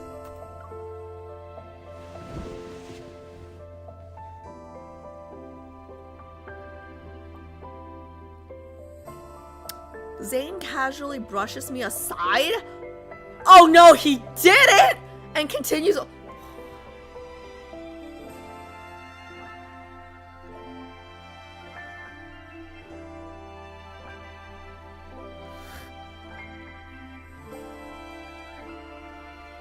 Well, I didn't like you that much anyways! Hey, I think a couple is breaking up in the middle of the street. Hell yeah, we are! The puppy quickly shakes the snow off its body, gives me a sympathetic look, and then runs after Zayne, who's already walking away. The two figures soon become dots in the snowy night. Bitch! A part of the breakup entails that I get to keep the gifts! Give me back my damn scarf! Hello? You can't, like, there's no take backsies. What the damn hell is going on? Whether it's because of frustration or anger, I stubbornly walk away without looking back. But after a few steps, I feel like something is wrong. No. Wait, the direction Zayne's heading in.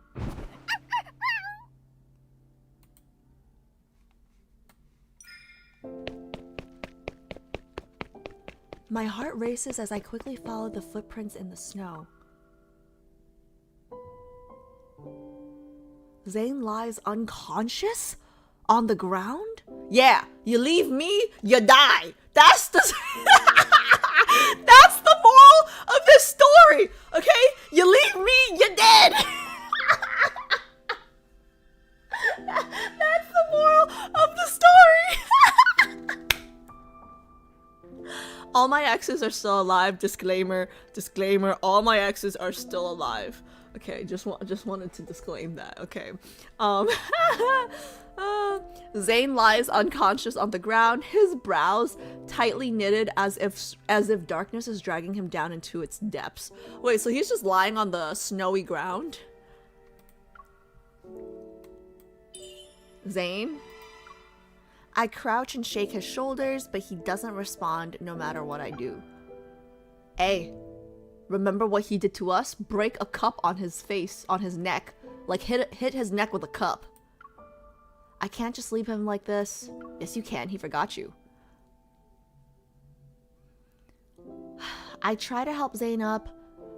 As my fingers brush against his neck, I feel a layer of frost. It's unnaturally black. Could this be related to his nightmares again? A heavy sense of foreboding weighs on my mind, but getting him out of here comes first. I struggle to support Zayne's weight as I drag him along one step at a time. Why was he talking about taking the subway? This path actually leads to my apartment complex.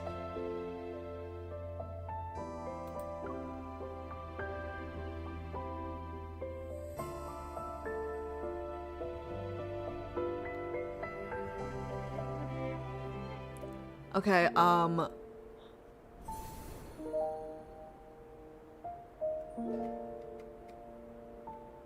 okay, I'll look over at chat, I guess. I just have so many questions. Just make sure there's no spoilers, please. But I just have so many questions. I have more questions than answers right now. It's kind of crazy. Oh wait, let me check over on.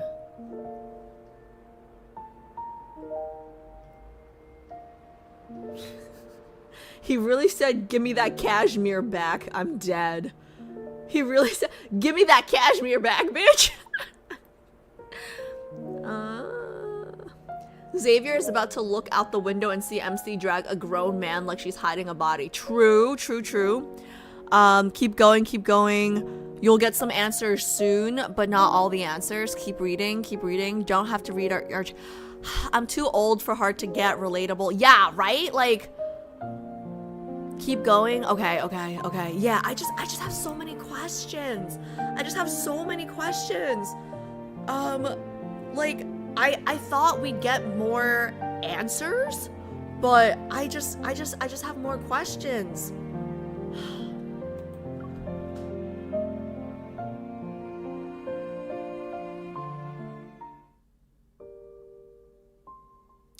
I have a feeling he's gonna wake up and he's gonna remember who we are, guys. He's gonna wake up and then he's gonna remember us, right? And then I'm gonna be like, what the fuck is this whiplash?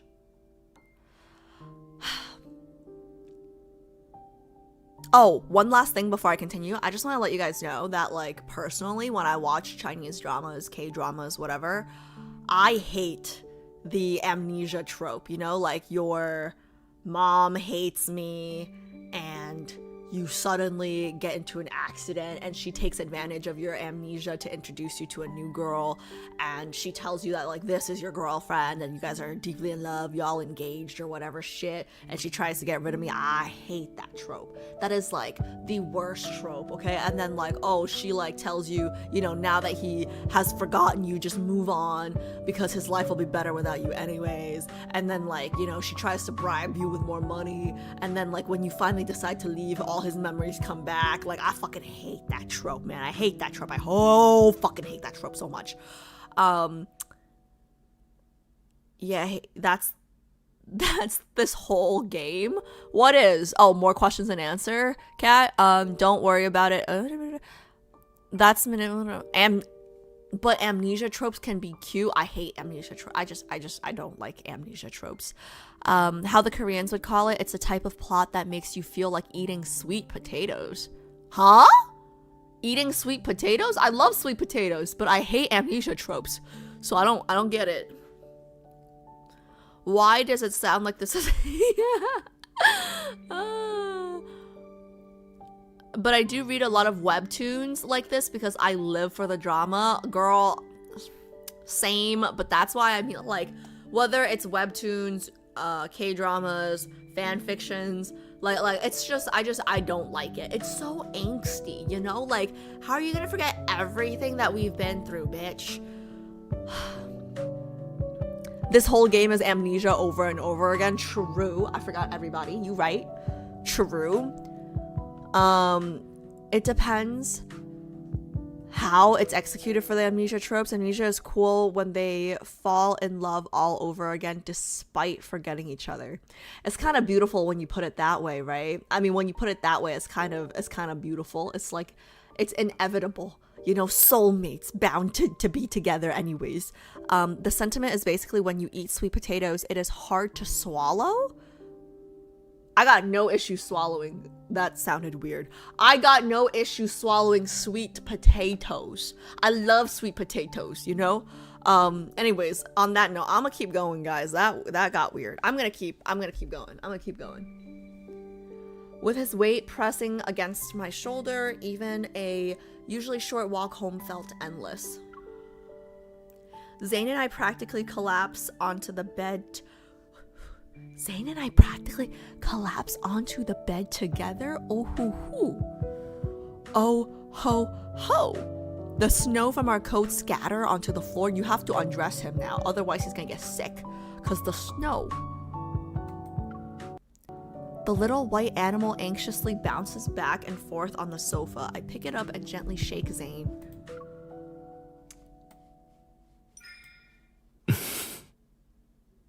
Is it gonna be Zayne or is it gonna be Dawnbreaker? His eyes remain closed. A streak of black silently emerges from his sleeve and creeps along his veins until it reaches the back. I just realized something.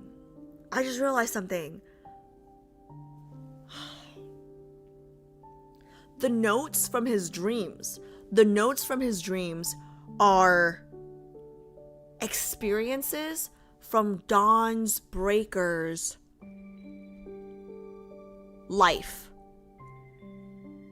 Right? I don't know. Don't answer me. Or you can answer me. I'm not reading chat anyways. But like the dreams that he was writing down and he was just like, it's not clear, you know, like dream 14 or whatever. They could be flashes of Dawnbreaker's life, I think. Okay. His eyes remain closed. Oh my god, and if that's the case, even Zayne him if my guess is correct, even Zayne doesn't know about Dawnbreaker. Oh my god, that's insane! A double identity that even you don't know about. Oh no! Oh, that is too complex. That is too complex for me. Like, that's like Batman not knowing he's Batman. Like, huh? Okay. His eyes remain closed. A streak of black silently emerges from his sleeve and creeps along his veins until... Okay, that's some Sasuke shit. A streak of black silently emerges from his sleeve and creeps along his veins until it reaches the back of his hand. The black ice that appeared on his neck has already spread to this area. I need to wake him up from this dream. I reach out towards the side of Zayne's neck and gather my power. Resonate. Almost instantly, I sense the chaotic surging power raging throughout Zayne's body. Like a force that's been suppressed for eons and is now finally breaking free, a bone-chilling cold surges forth. It makes my entire body shudder. There's some kind of like double meaning to some of the phrasing of these words. I'm just saying, we're still on my bed. The power within his body is unstable. That's why he lost consciousness. At that moment, Zayne's eyes snap open and he grabs my wrist. Is it Zayne or is it Dawnbreaker? I don't even give a shit. What are you trying to do? Sleep with you? He grabs my hand, and pins it. Encased in ice. My wrist is already stuck to the wall once I'm not mad. Wait, bro, I rescued you from the snowy ground. You're welcome. I take several deep breaths to compose myself. I'm trying to help you treat the black ice. When did it start appearing? While I was dreaming. This is Dawnbreaker, right? This is not Zayne. He's looking at me with such disdain. I'm pretty sure this is Dawnbreaker. He lets go of my wrist and the ice crystals dissolve with it. I guess there's no point in asking. To my surprise, the black frost didn't disappear after a resonance. It stubbornly remains on his body. Nevertheless, Zayne appears much better than before. Remembering how cold he felt, I take out a thermometer to check Zayne's temperature. Extremely low temperature detected. To protect the device and extend its service life, the system will be automatically turned off in 1 minute. Just like the cameras.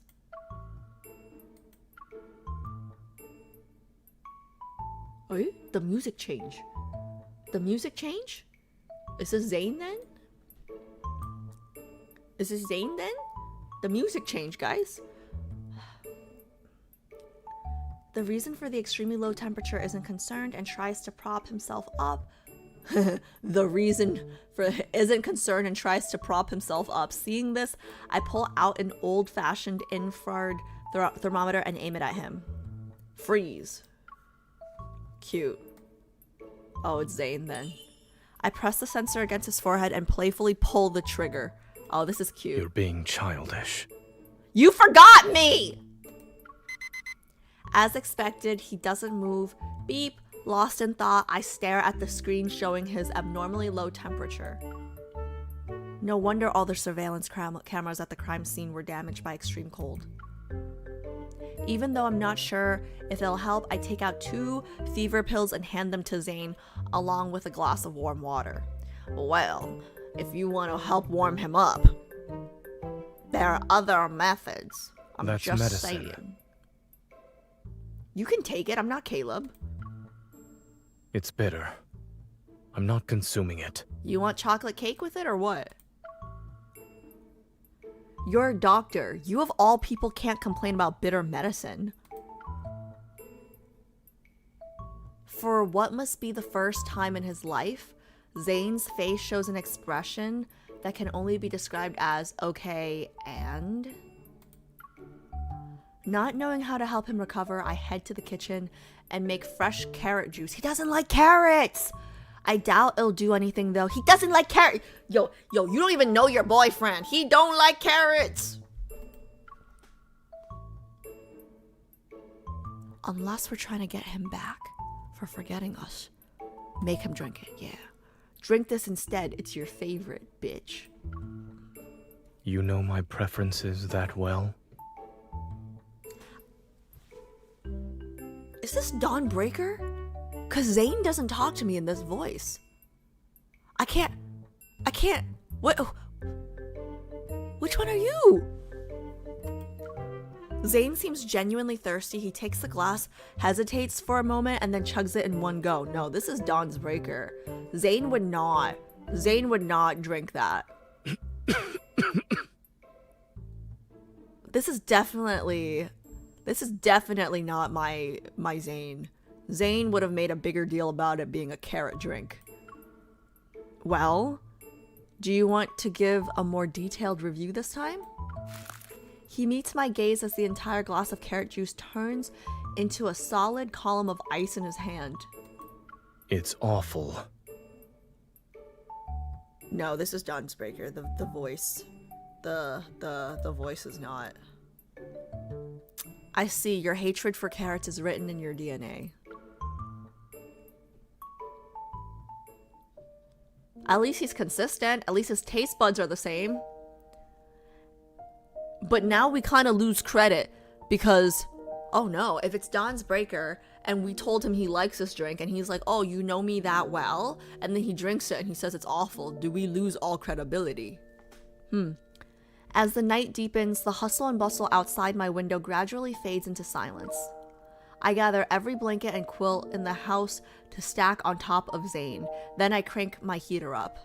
Guys, I'm a little hungover, right? But my head is like I don't know if my head is hurting because of the, I'm pretty sure I'm still just hungover. But I don't know if my brain is braining. This is definitely not Zayne. I feel like he's Dawn's Breaker still. I'm not cold. I've already told you this. I gather every blanket and quilt in the house to stack on top of Zayne, then crank my heater up. Okay, he sounds a little grouchy. Take these blankets away. I'm not your servant! Why don't you take them off yourself? I don't have the strength. Huh?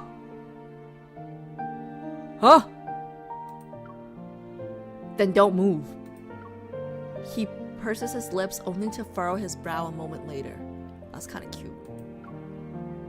You've been fussing over me for a while now. Shut the fuck up! Is it for a particular reason?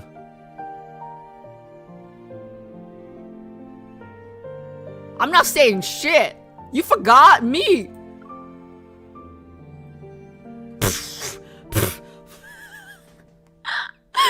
I'm not admitting you're no.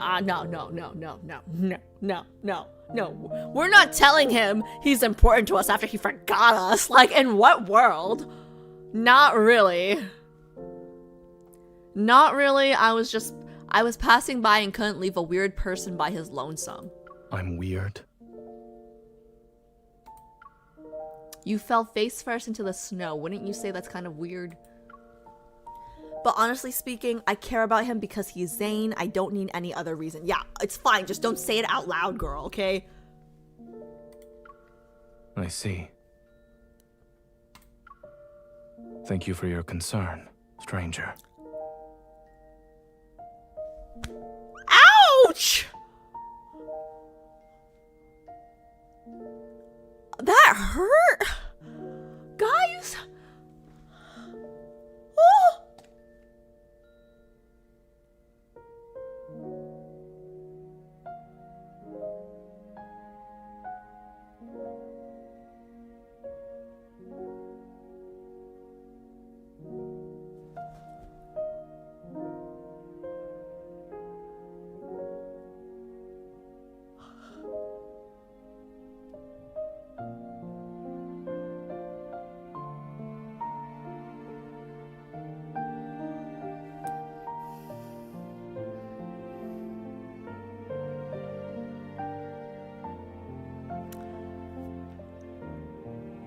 Being friend-zoned is a new experience for me. I can't wrap my head around this. The fuck?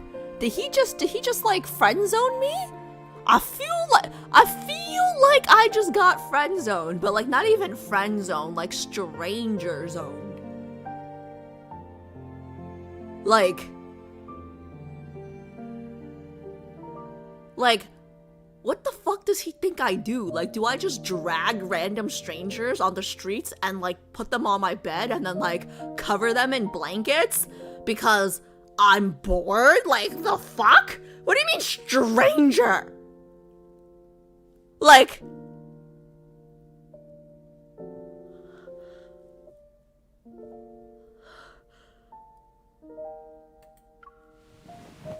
the fuck is happening? Oh, he's hurting my head. He's hurting my head. The real reason is simple, actually. Is he asleep again? Wake the fuck up! Wake up! When he falls silent, I push away my chaotic thoughts and turn his cold face towards mine. Dawnbreaker, you're very famous. So don't you dare run away or disobey me, or else I'll... You'll what? Kill you. He asks softly, his chin is still tilted up by my hand as his gaze falls to meet mine. I'll make sure you don't see... Oh, I'll make sure you won't live to see tomorrow's dawn. Just say I'll kill you. I yank the blanket up to block his voice and gaze in the darkness.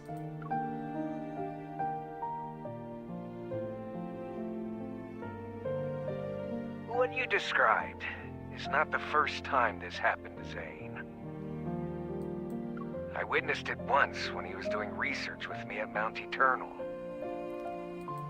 He became a complete stranger overnight, and no one knew what happened to him.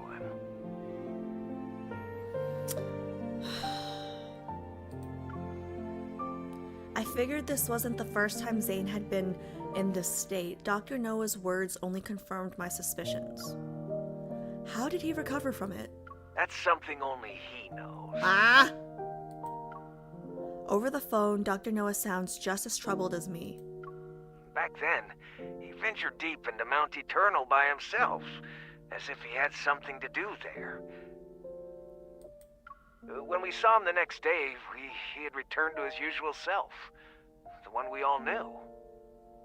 Okay, guys, I don't know. I still can't get over that stranger comment. Like, how can you forget me? Like, he forgot me? Like me? Okay, focus. It's fine. Like, we know we're offended. I guess whatever he needed to do was done. Mount Eternal. That place seems to be hiding a burden that Zayne has never been willing to speak about.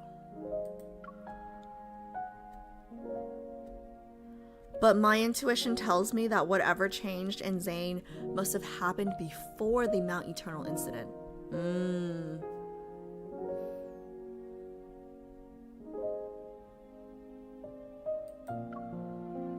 Those black ice crystals, seemingly out of reach, they linger somewhere in the depths of my memories.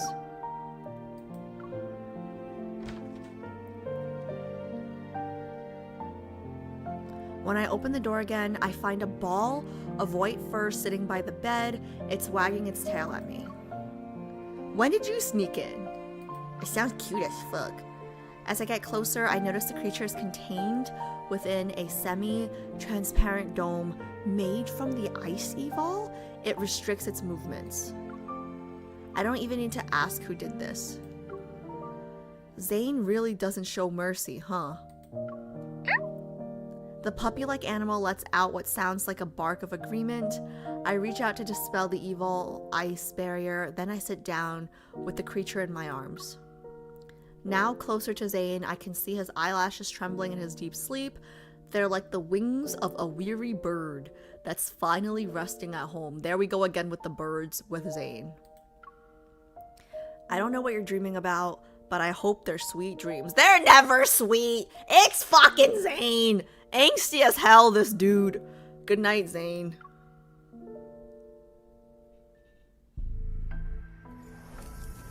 In the stillness of the night, only the white creature notices a faint sound. A subtle energy seems to be flowing. The white animal's ears twitch as it looks up at Zayne, and the girls join hands. So we're sleeping together. Is that correct? We are sleeping in my bed together?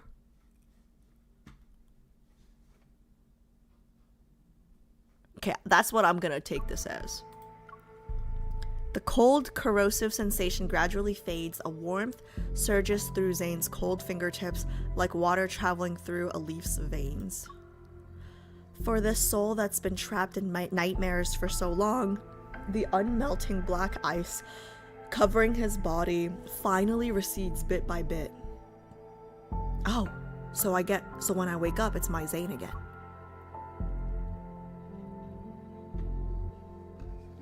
So when I wake up, it's my Zayne again, right?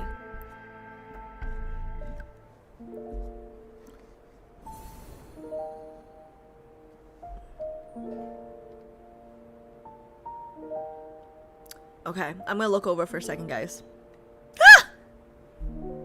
The first comment I see, keep reading, okay? I guess we can talk at the end, hopefully when I get more answers. Because I have no answers right now. I just have questions. Into the Alterum and the unidentified suspect is still ongoing. We urge all citizens to remain vigilant, avoid spreading rumors, and exercise caution when traveling alone at night.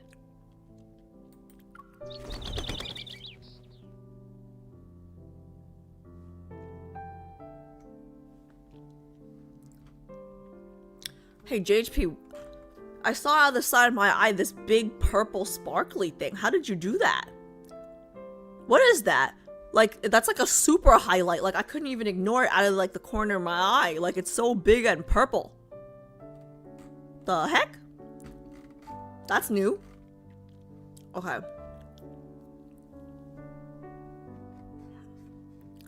It's already the next morning when I wake up. Groggy, I prop myself up and press my temples to clear my mind. So we did sleep in the same bed, right? Beside me, Zayne is still asleep. It's a rare sight at this hour. I lean closer and slowly become aware of his steady breathing. I watch as it slightly stirs the fabric across his chest.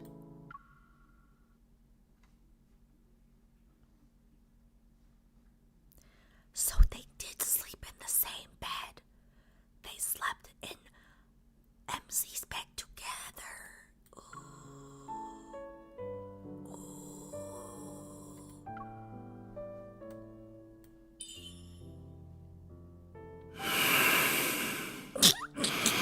Sorry. Okay.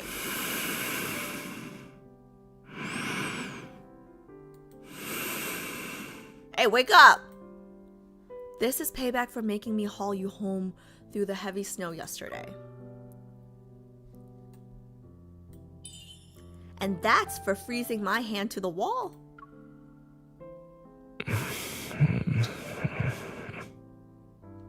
Yeah, wake the fuck up, bitch. Holding back my laughter, I give Zayne's nose a gentle pinch. It really hurt when you froze my wrist, so I'll pinch your nose for that.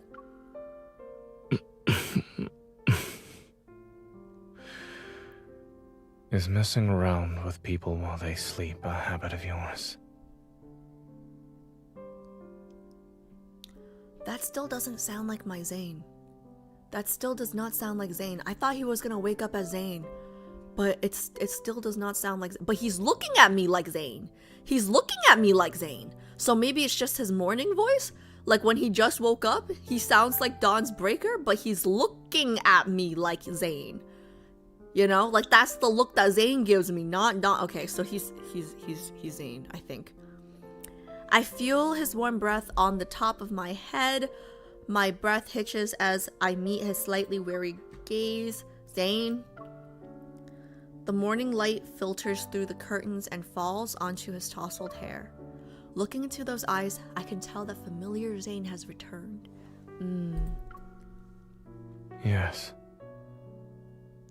Joy wells up inside me as I wave my hand in front of his face. Are you finally awake from your nightmare? He nods, and as he stretches his neck, I see the black ice on his body has completely disappeared. You're actually back to normal. You could phrase that differently.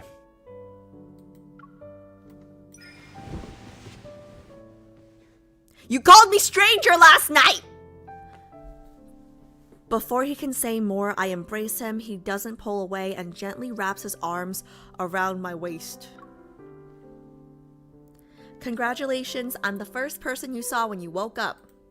Yesterday, when I was in that nightmarish state, did I trouble you? Yes, you called me a stranger, and then I had to drag your ass home. You were kind of cute, you were a little childish. I don't like either of these options. I would like an option that says, you were a bitch. Hey, Infold, if anybody from the developer team is listening or watching, right? I don't think they are, guys, because I've been tagging them in all of my Love and Deepspace shorts, and they've been ignoring me, so I've been making less, actually. But if anybody knows anybody from the development team, okay, this is feedback. You were kind of cute, you were a little childish. I would like a third option saying, you were a bitch.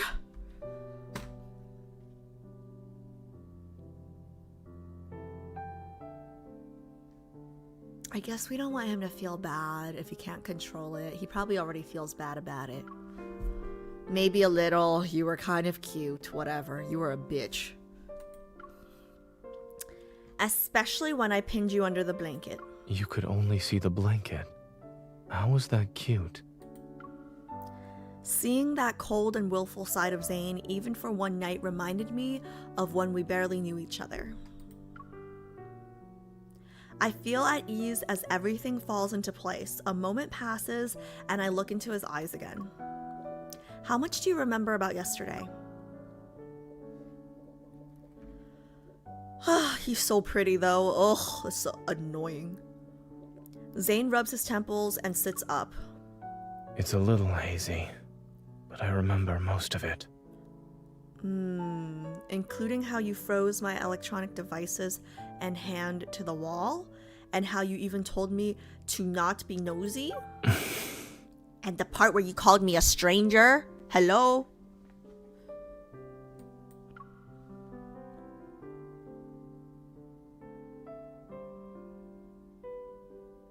He glances away for a moment before his gaze calmly returns to me. I also remember how you stacked blankets on me and did a test with carrot juice. Your memory is impeccable. So when did these nightmares start? Wait, okay, so this is interesting. If he can... Okay. So if Zayne can remember everything that happens when he is Dawnbreaker, why does he have to take note of the nightmare dreams of Dawnbreaker if he can remember everything? You know what I mean? They became more frequent after I returned from Chansha City. And in those dreams, I always forget who I am and what I'm supposed to be doing. That's funny because that happens to you in your dreams. That happens to me in real life. IRL. You know, every morning I wake up and I forget who I am and what I'm supposed to be doing. I just want to be in bed. The me in my dreams, however, has his own mission to complete. He presses his lips into a thin line and looks at me. The guilt he feels is clear. For some reason, the scene from last night flashes through my mind again. It stirs up emotions I can't quite name. Well, there's no more black ice on your neck and hands. Your palms are warm too. It's safe to say that you passed the physical examination. That sounds so interesting because you guys are still in bed. Welcome back to reality, Zayne. I open my arms and wait for him to initiate the hug this time. Did you guys see the eyes? Did you guys see the eyes? Zayne hesitates before leaning down, then he wraps his arms around me. His warm breath brushes against my neck. Good morning. Where's my blanket? Where's my... It's fine. It's fine. It's fine. Do I need my no? Should I get my It's fine. Okay. Before taking Zayne home, he accompanies. I forgive him. I hate that Dawnbreaker guy, but I like Zayne. Before taking Zayne home, he accompanies me to the association. I'm going to update them on my progress in the Altrum investigation.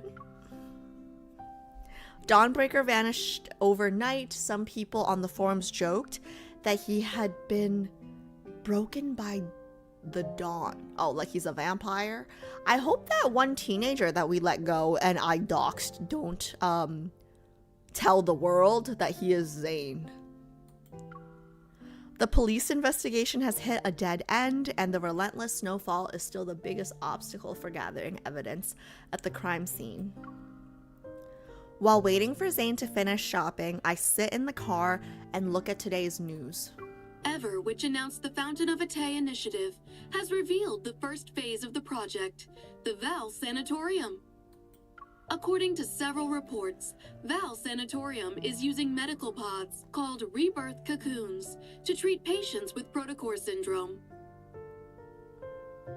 Cocoons again. Rebirth cocoons?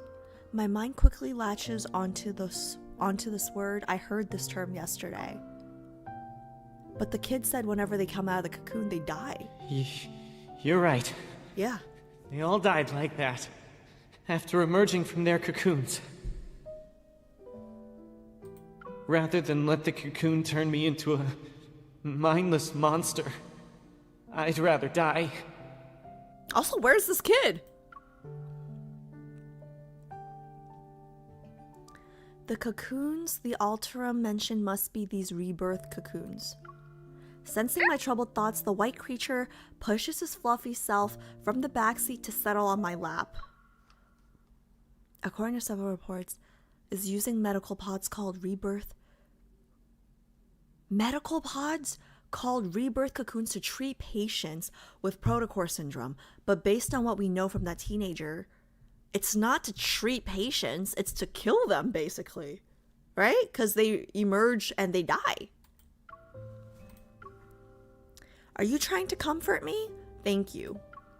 When Zayne woke up, I asked about the animal. He said it belonged to some distant relatives? So is that kid...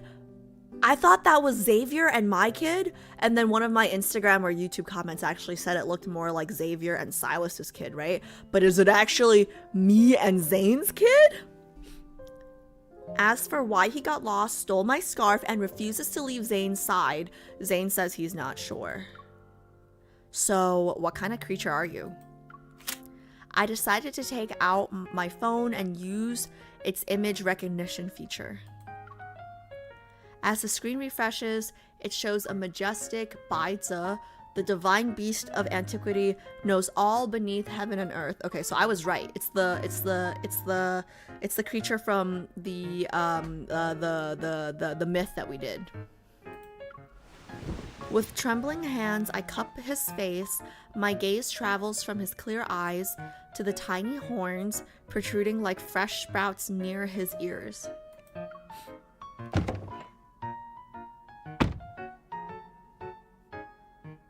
Look at how tender his gaze is, guys. As I struggle to find the right words, Zayne returns to the car. He has a bag of chocolates and dog food. Since you bought dog food, why don't you keep him? After all, your robot vacuum is the only other living thing in your house. Shouldn't it have a friend? That won't be necessary. My robot vacuum has its own social life. Eh?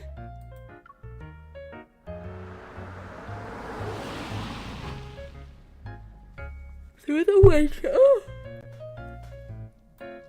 Through the windshield, the warm glow of our headlights cut through the heavy, snowy gloom.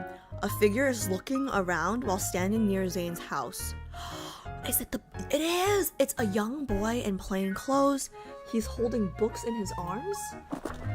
As soon as we get out of the car, the boy's face lights up with excitement and anticipation. He spreads his arms wide, forgotten. The books fall to the ground. Emissary! Oh, so Zayne is the emissary.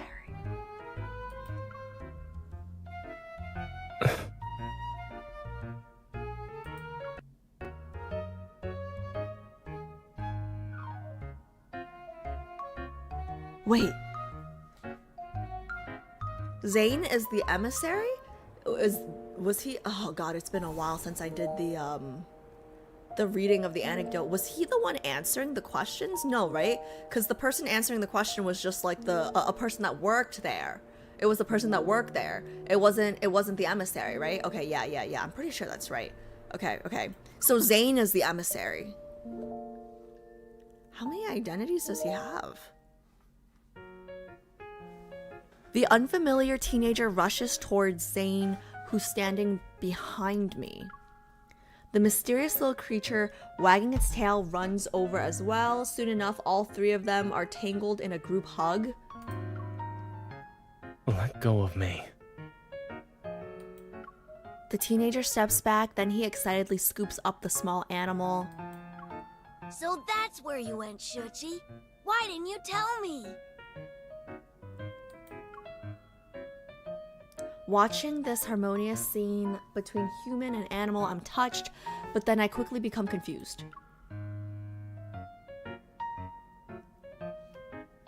Whose kid is this? I really want to know, like, is this your illegitimate child with Yvonne? Whose kid is this? Alright, Alice.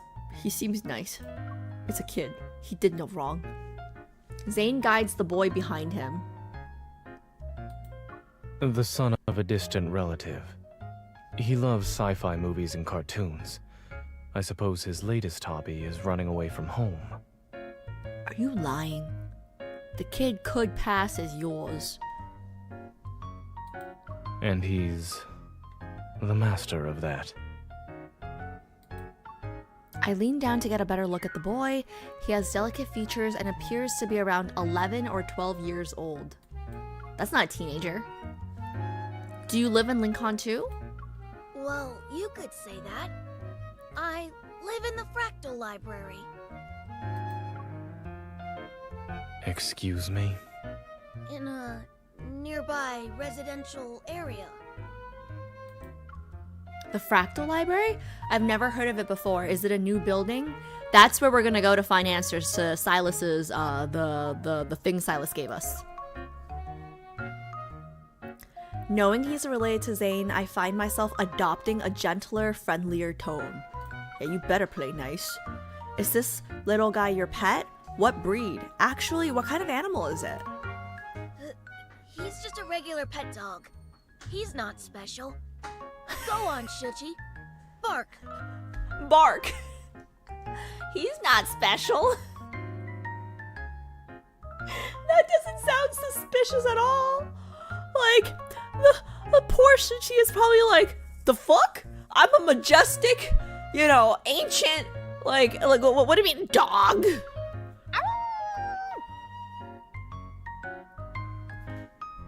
That's a howling. That's not the correct sound. This is so cute. Okay, now shake. Much better. The small creature glances at me and then at Zayne. He swallows his pride and places his paw in the boy's palm. Oh my god. I can only imagine she's like in her thoughts right now. It's like I'm a 1,000-year-old majestical ancient majestic animal type shit, and now I gotta do house dog tricks for you stupid human ass. Zayne stands by the wall with his arms crossed. When he sees my skeptical look, he looks away. I know you're lying. I'm not a dumbass. The boy's face relaxes with relief as his expression shifts to one that says, I told you so. What dog has horns? Can you speak? Oh, it can speak all right.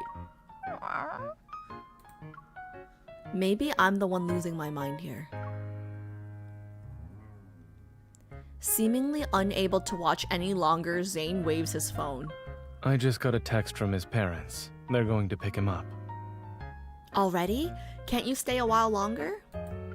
I was actually planning to stay for a while. Zayne's sharp gaze sweeps over the boy. I might be imagining things, but the child and the dog freeze. Right. I wanted to say hello. Uncle Zayne will send me home. Let the kid stay! It's cold, so you should head inside. I'll see him off. Hey, let him hang out!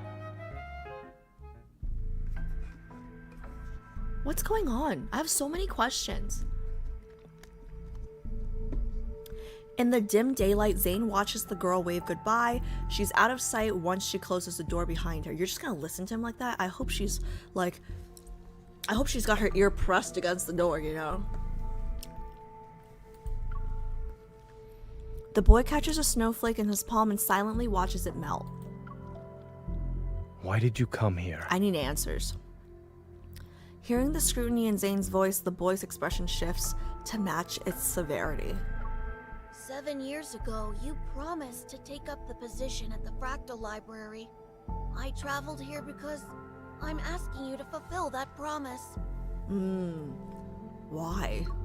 You were selected as the emissary of the Divine. Astra ordained it, and your nightmare is the greatest proof of this. Fuck Astra! Fuck Astra! So this fractal library is just another form of the stupid tower that the Foreseer was stuck in. Oh man, poor Zayne. It doesn't matter what world we're in. He's like always trapped somewhere. Nah, fuck them. Zayne speaks before the boy can say more. I also said that I had my own choices to make and more important matters to attend to back then.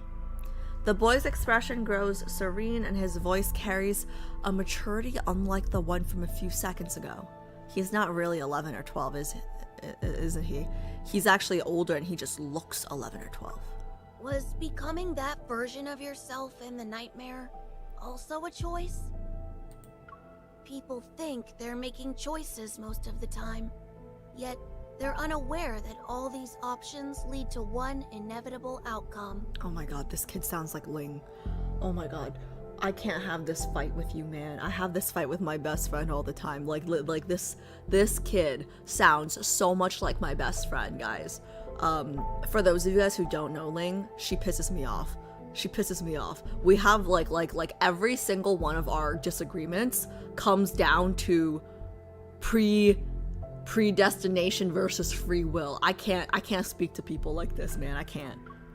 Fate falls upon us like this snow. It is silent and inevitable.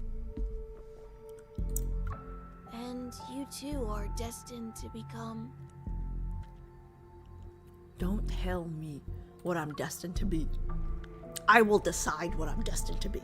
He trails off, and the only sound that can be heard is nothing more than a barely audible sigh. Since you haven't made up your mind, there's no point in me staying here any longer. But...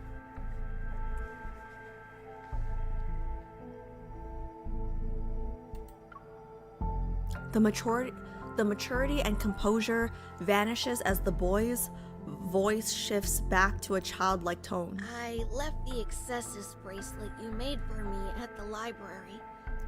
Can you make me another one, please? What's an Excessus bracelet? After a resigned sigh, an ice bracelet materializes around the boy's wrist. Thank you, emissary. I'll take my leave now. In any case, you're welcome to find me at the Fractal Library in Lincoln City. I'll be sure to visit you again as well. The boy slightly raises his hand, and his fingertips touch the air as a geometric shape gradually unfolds. He bows before stepping into the door woven from countless folded dimensions. The emissary is a liar. I counted every single day for 7 years. He's calling Zayne a liar right now. The micro expressions, man, his eyes. As if drawn to his accusation, the wind and snow seem to follow through the vanishing door. They're silent.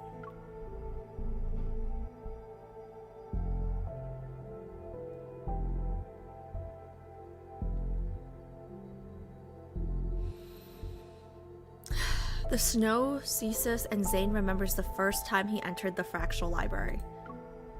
Even though it's called a library, its exterior was remarkably ordinary. It was a building nestled in a quiet corner of Lincoln City's silent streets.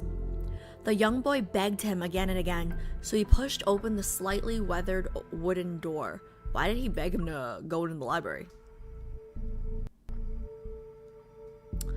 I love libraries, guys. This is beautiful. There were neither bookshelves nor defined boundaries. Instead, an endless garden with intertwining paths appeared before him.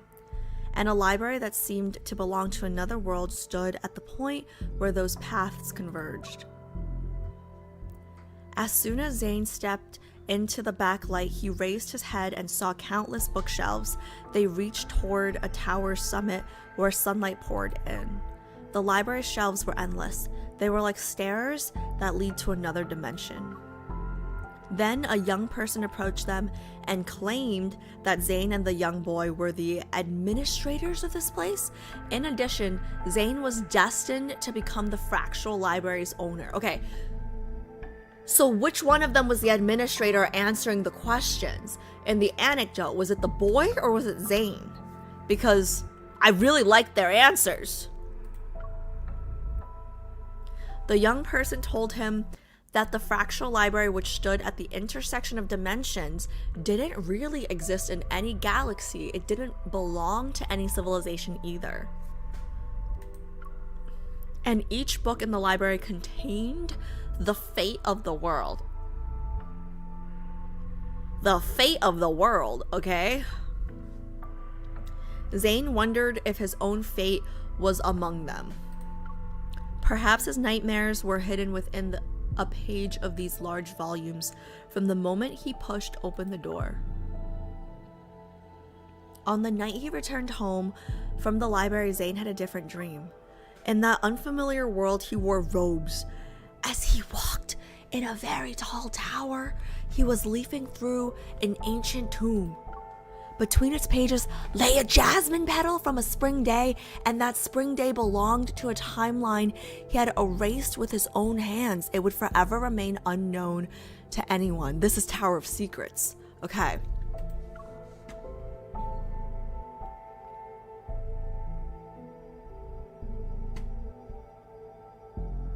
I think there's only one chapter left. I might as well finish it and then chat at the end.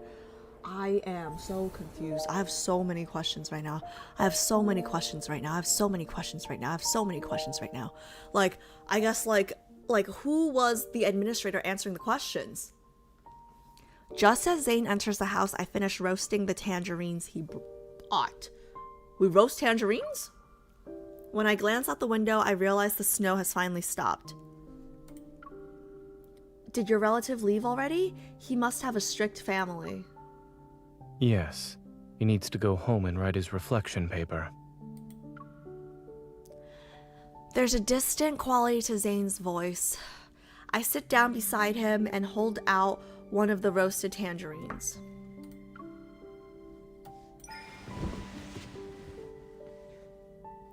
The weather is perfect for roasted tangerines. Try it. There his eyes go again. He stares at me for a long time before finally eating a piece of the tangerine. You don't want to know what happened during the past few days when I disappeared? If the explanation is going to be filled with medical jargon, then no. As for the rest, Zayne will tell me when he wants to, and if he doesn't want to, that's his choice. Oh, that's not me at all. You gotta tell me every single fucking detail, and you better make it, like it better happen now. She's very open-minded. Good for her. He can't help but smile at my deliberate emphasis on those last words. He takes the half-peeled tangerine from my hands. Listen, I understand why he appreciates that response because, you know, I feel like Zayne is like the saddest of all the characters because he has the least control over his own fate. But I still need to know what the fuck happened, man. Soon after, a warm orange slice is brought to my lips. I said goodbye 3 days ago because I had accepted Carter's invitation. Huh? I hate that guy! Why are we hanging out with him? I'll be joining the Fountain of Atay research project. For what? Huh? Seeing me choke and cough several times, Zayne raises his hand to pat my back. It's ultimately an excuse. Something unexpected happened, and the nightmare arrived before I could carry out my plans.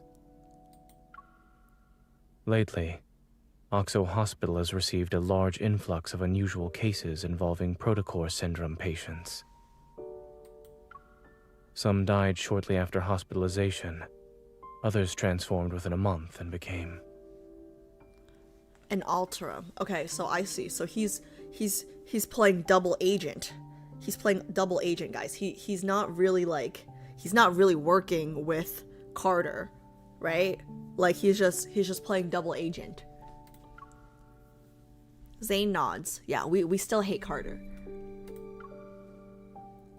All these patients had recovered at Val Sanatorium after entering a medical pod called the Rebirth cocoon. Val Sanatorium, according to the news report this morning, is the first phase of the Fountain of Atay. Carter told me that Ever will soon hold a press conference to demonstrate the Rebirth cocoon's effectiveness to the public. But then the teenagers said that everybody died after coming out of those cocoons. Wouldn't that mean more unsuspecting protocore syndrome patients will go to Val Sanatorium? We can't let them do as they please. I want to stop Ever's plans, not just for the protocore syndrome patients. There's... Zayne trails off as he lowers his gaze. Spit it out, bro. I want to make amends for a mistake. One that should have been corrected years ago.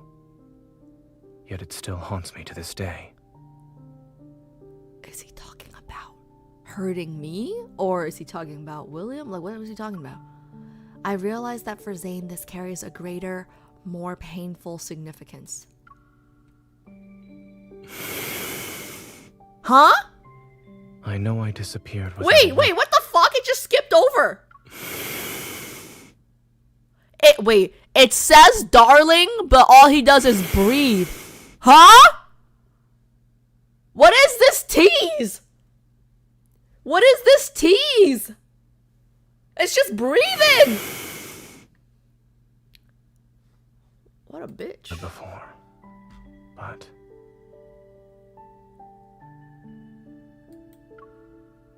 Will you come with me this time?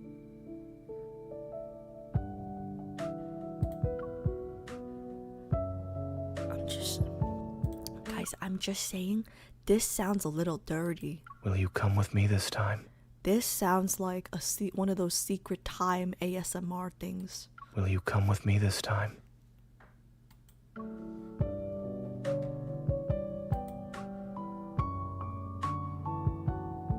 Asking me like that isn't fair. I know he helped me so many times before, and I'd agree to any request he makes. It's just... I still need a reason. Now that he's finally revealing everything to me, I won't let him have his way so easily. What's in it for me? The whereabouts of the ether core, dirt on Ever, or more leads about that biometric key. A few sweet words aren't enough to make me risk my life with you. Okay, yes. I need a more convincing reason. I need a more tempting reason. What's the difference? What's the difference?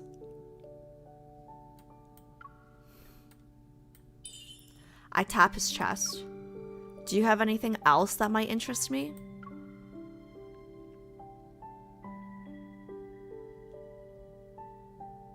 I want you to come with me. Okay, I needed the blanket. Okay, yeah, okay. Okay.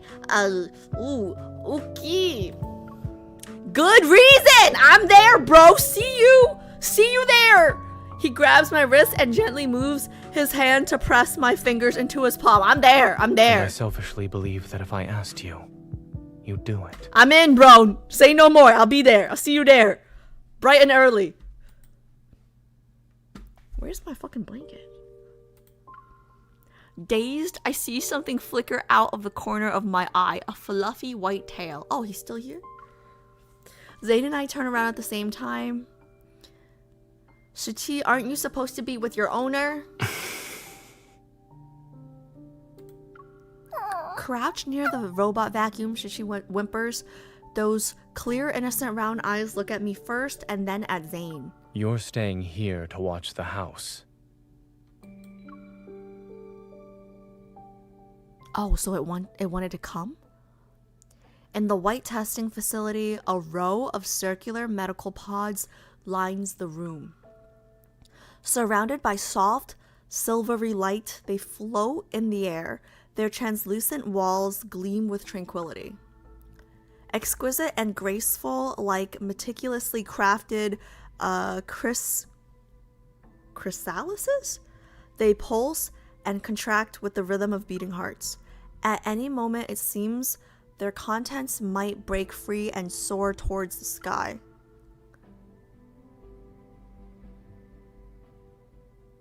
That's it? That's the end of this chapter?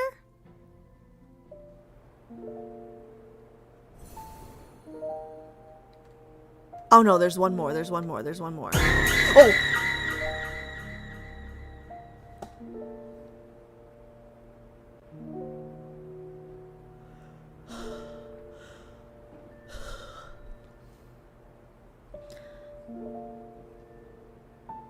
What was the point of that?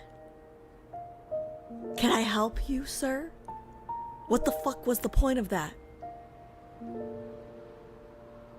Hey, JHP, can I help you, sir? That scared the shit out of me. What was the point?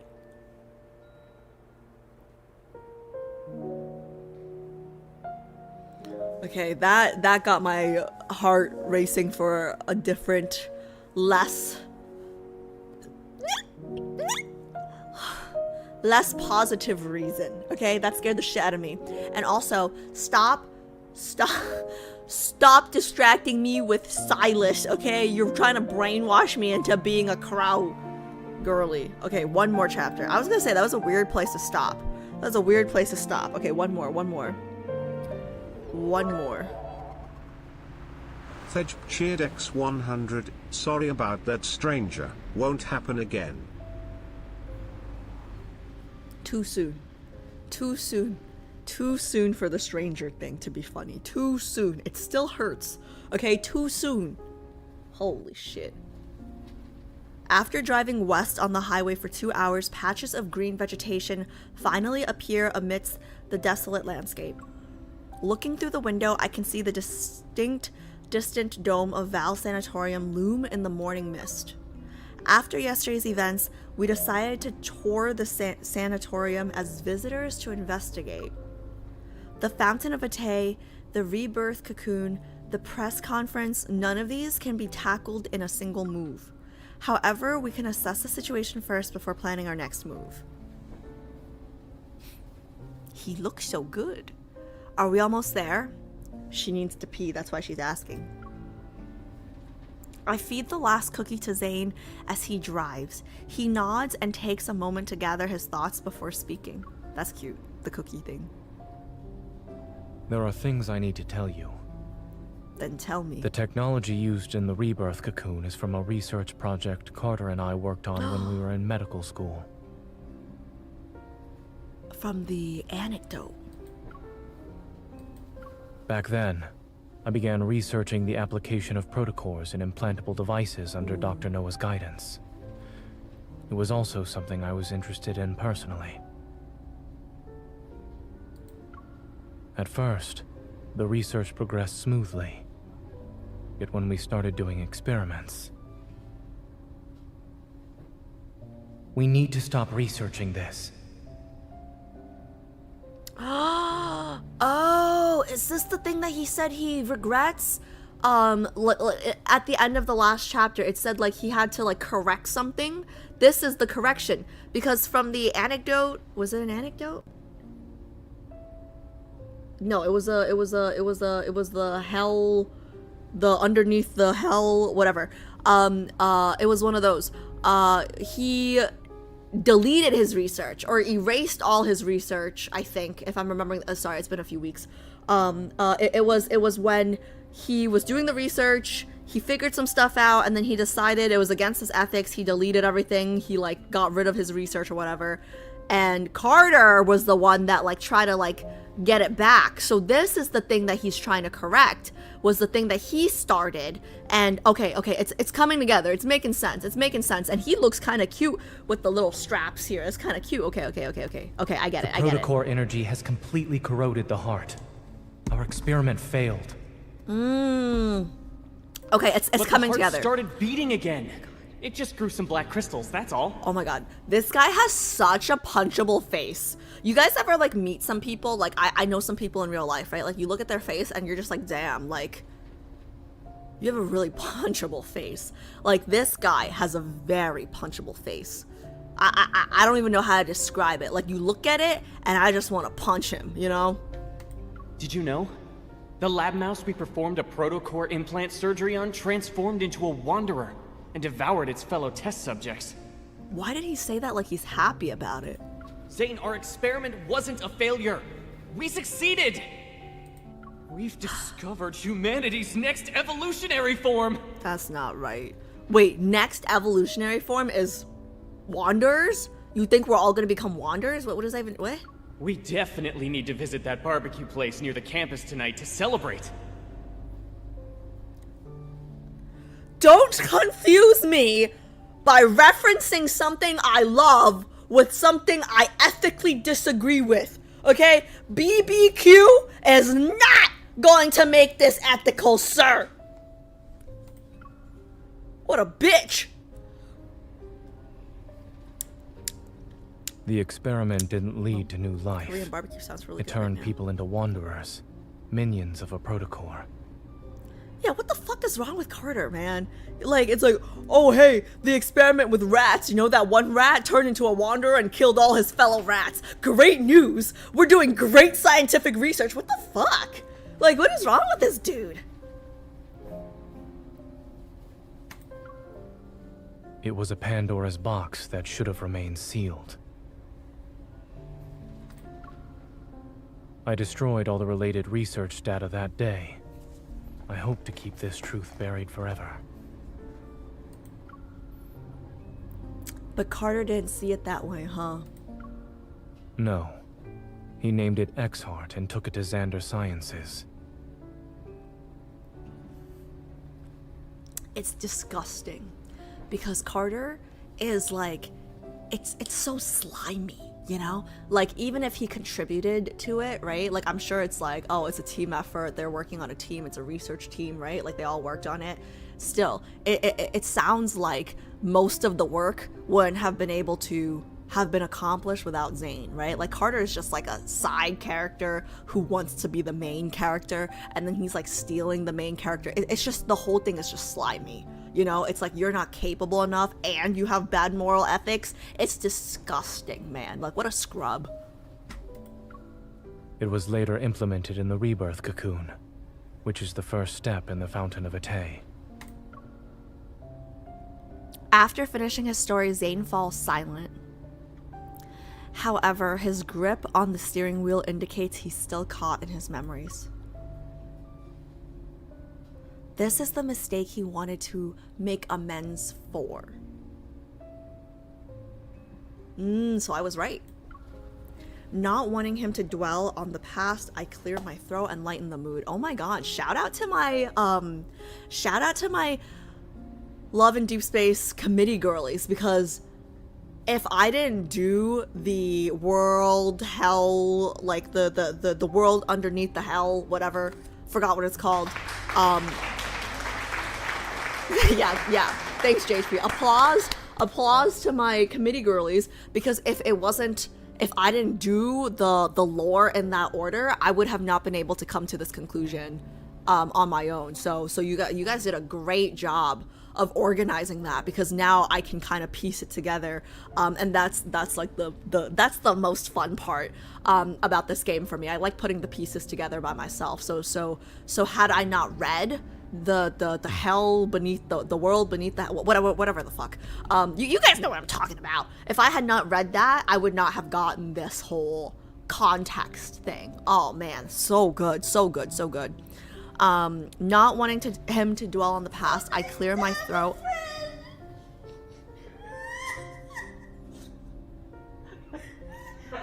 It is nice to have a friend, yes.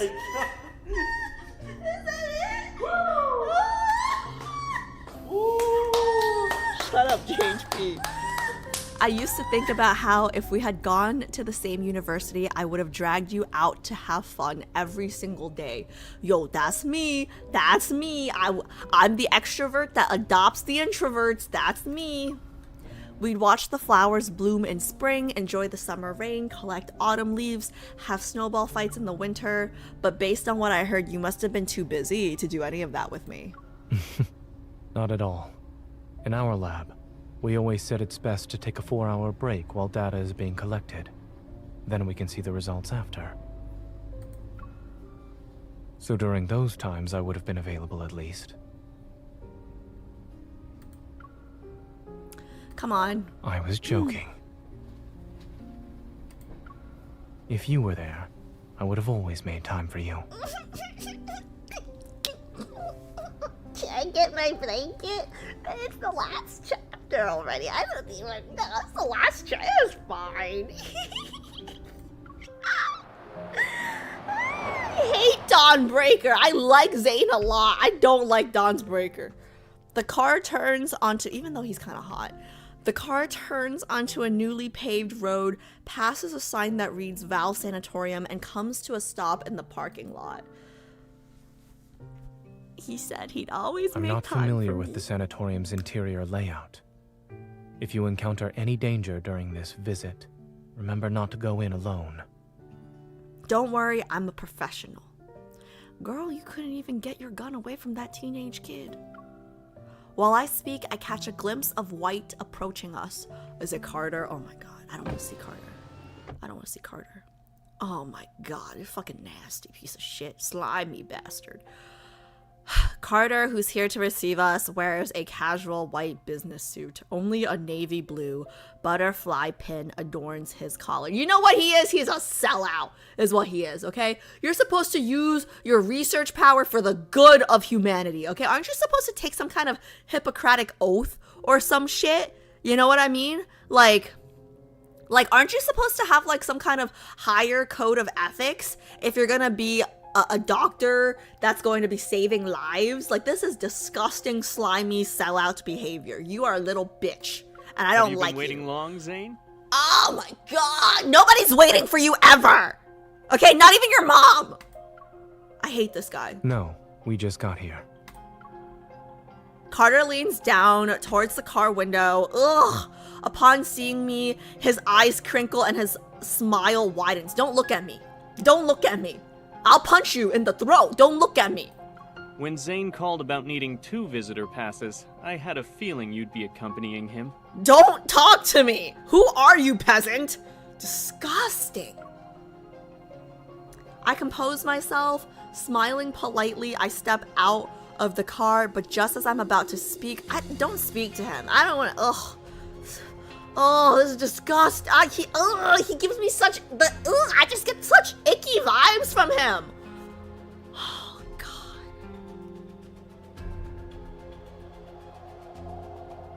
I hate him so much, man. I hate him so much, man. Let's skip the pleasantries and head inside. Yeah, Zayne doesn't want me talking to him either.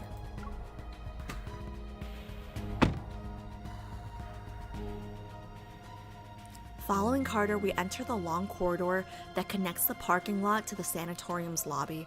My gaze falls on the emblem at the entrance.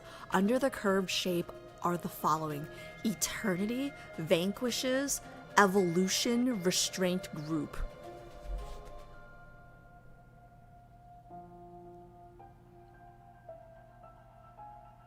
I don't even know what that means, but I don't like it. Eternity Vanquishes Evolution Restraint Group. Without a doubt, this is Ever's logo. So they're saying, oh, Ever's logo. Eternity, EVER. Eternity Vanquishes Evolution Restraint Group. So they're saying, okay, yeah, it's literally saying the goal is immortality then, right? It's like saying, fuck the evolution restraint group. Eternity is the goal. Okay, fuck. Oh my god, I hate these people so much. I hate these people so much. I hate these people so much. These are the people that have Caleb acting like a psycho, right? These are the people that have Caleb acting like a psycho. We must destroy them. Carter's activity. Carter activates, guys, I just don't even like his name. Carter activates the scanner, and a white light immediately sweeps over Zayne and me. A cheerful, electronic female voice speaks. Visitor identification verified. Zayne. I am Telomere, the AI management system of Val Sanatorium. Welcome to our facility.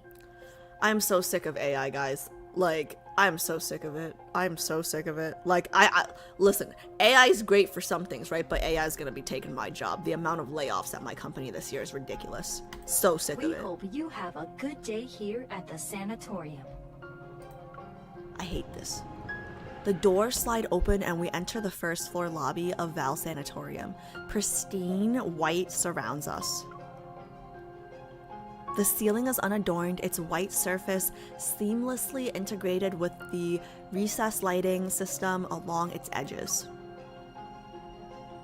Beneath our feet, a gentle light bathes the white marble floor and illuminates every corner of the lobby.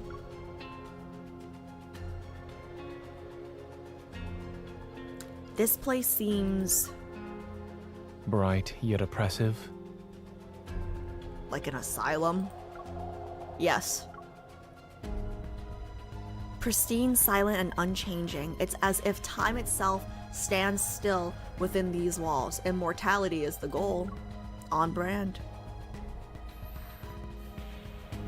In this environment, Zayne and I stand out like two stains on an otherwise white canvas. A few doctors in white lab coats passed by us. Although they were quietly discussing patients' medical conditions, they nodded in Carter's direction. I spit in his direction. Since Zayne personally asked me for visitor clearance, I should give you two a proper tour. I would like to personally shove my fist up your anus! Oh, but that requires me touching you. Never mind, I take that back. Side by side, we follow Carter as he leads us to the reception desk at the center of the lobby. I see the Fountain of Ate finally caught your interest. All those phone calls over the past month weren't in vain. The smugness in his voice, I can't handle it. The smugness in his voice, I hate this guy so much. I don't know why, and I need another cough drop. Sorry, my throat hurts. I don't have a lot of friends, and one of the reasons why is because I can't stand, like, I have like a very high bar when it comes to certain ethics and morals, right? And like, if you disgust me, like, I can't talk to you. And unfortunately, a lot of people disgust me. And this guy disgusts me. Like, I don't want to be here. It makes me so uncomfortable. He's like, oh, it looks like my harassment of you is paying off. Good thing I never stopped harassing you and spamming you. Remember? You guys, oh, it's disgusting. But I'm curious. What made you change your mind? None of your damn business! Carter stops in his tracks by the reception desk. He turns around, his signature smile returning with narrowed eyes. He's suspicious of us, as he should be. You kept talking about humanity's future. I wanted to see if it would actually come to pass. Besides, nobody knows X-Heart better than me. Yeah, rub it in. Rub it in that he's an incompetent asshole that just steals people's work. Carter's eye twitches. Yeah. After a long silence, he suddenly erupts into a fit of laughter and shatters the lobby's tranquility. You fucking psycho. Good, good. Guys, the psycho, even the laughter sounds psychotic. I hate this guy. You've convinced me. Everyone deserves a second chance at redemption. Remember, Zayne, I gave you this chance. You gave me nothing, dumbass. Don't speak to my boyfriend like that, you little piece of shit. I gave you this chance. There would be no X-Heart without Zayne. Man, this guy... Oh. I gave you this chance. I'm sorry. Did you not remember all those times you begged me to come here? You begged Zayne to come here? And what about you, Miss Hunter? Shut the fuck up. Don't speak to me. When I received this question, I deliver my carefully prepared response. Since Zayne is joining the research project, I wanted to see what it's all about. Carter tilts his head. His gaze flits between Zayne and me before settling on Zayne. The amusement in his eyes is obvious. So what if we're sleeping together? I see. Even the strongest relationships need a solid foundation. I'll make sure you get a good position here. I hate this guy. He turns around and shakes the brochure stand next to him. The neatly arranged brochures scatter in disarray, and he pulls out 2 copies with a smile. He gives them to us. The only downside to this place is that it's too by the book. But I guess that doesn't really affect you, Zayne.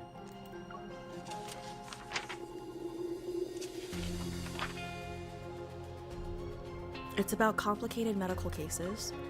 The thin booklet methodically categorizes various diseases that conventional medicine has yet to cure. It's like a university department, and the facility's patients are eager students with a thirst for knowledge. A commotion breaks out in the distance. I look up.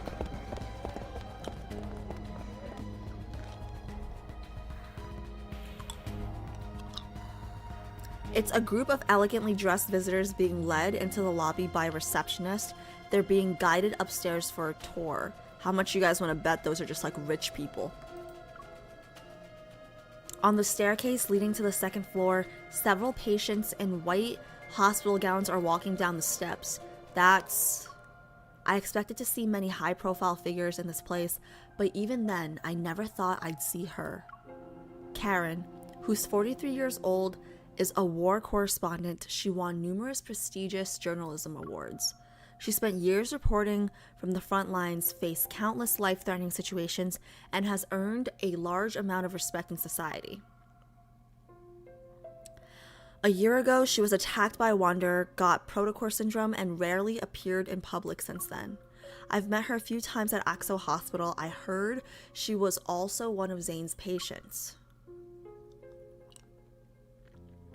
Dr. Zayne, it's been a while. Noticing us, she comes over to say hello. Zayne acknowledges her with a slight nod. Ms. Karen?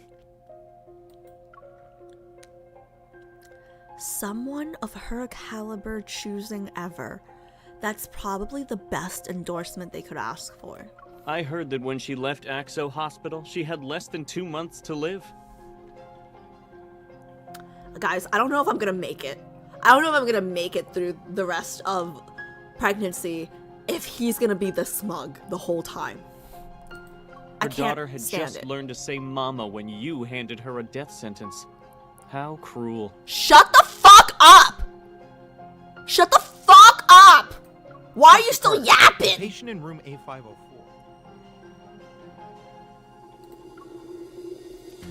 Like, if you're so great, why can't you do everything yourself? Why are you on your knees begging Zayne to come help you? Oh, what a little bitch.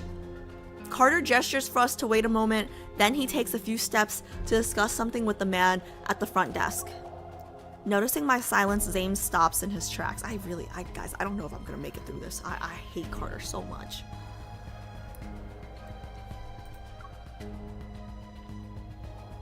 What are you thinking about? Punching Carter. It's nothing, I just realized that Ever seems to have a knack for exploiting human vulnerabilities by any means necessary. How else could they gather people from different backgrounds and beliefs and make them devoted to a single cause?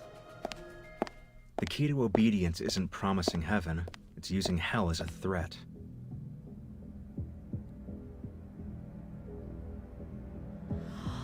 I just got like a really weird dark thought. It's probably not the case because MC said like this person was a world-renowned journalist and like has been around Wanderers and blah blah blah blah blah, right? But what if Ever is targeting high-profile people?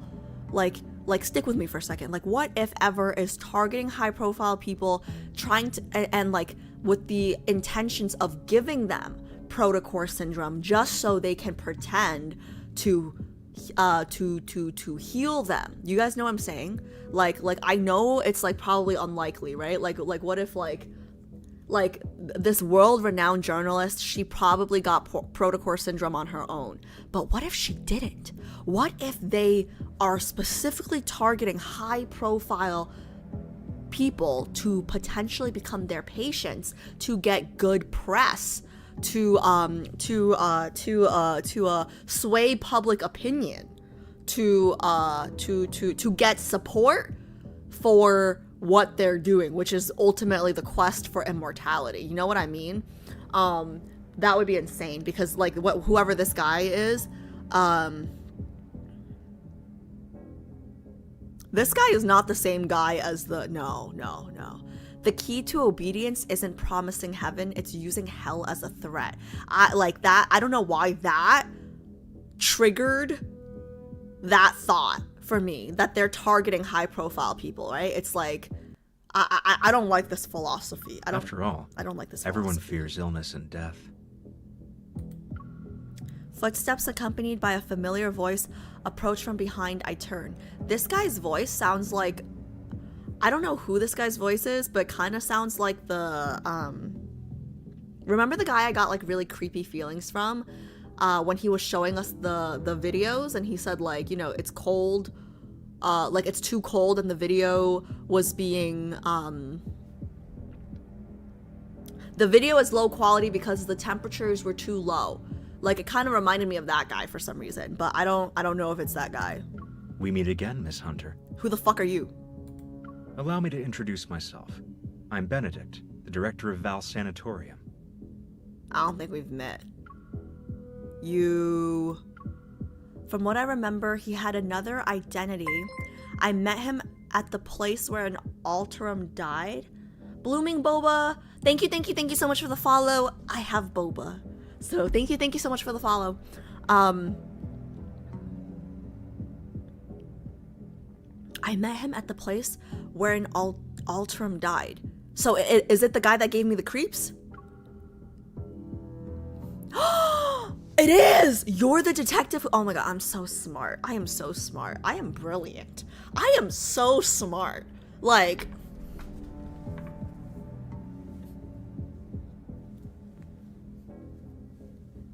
Like, playing fucking horror games and Outlasts, like, does not demonstrate my intelligence, you know? Like, this is like, Noonchi, okay? I have Noonchi. He felt sus. Okay, moving on. I'm honored you remembered me, Miss Hunter. I didn't remember you for a good reason, bitch. You gave me the creeps. He smiles not He smiles not with the embarrassment of someone whose identity has been exposed, but with the composure of a performer waiting for the audience's reaction to a grand reveal. Oh my god, all these people piss me off. All these people piss me off.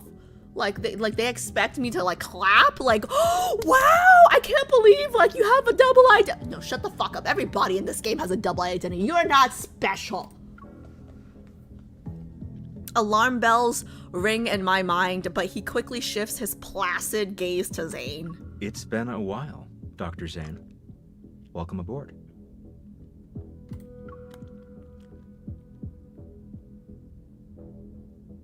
Oh.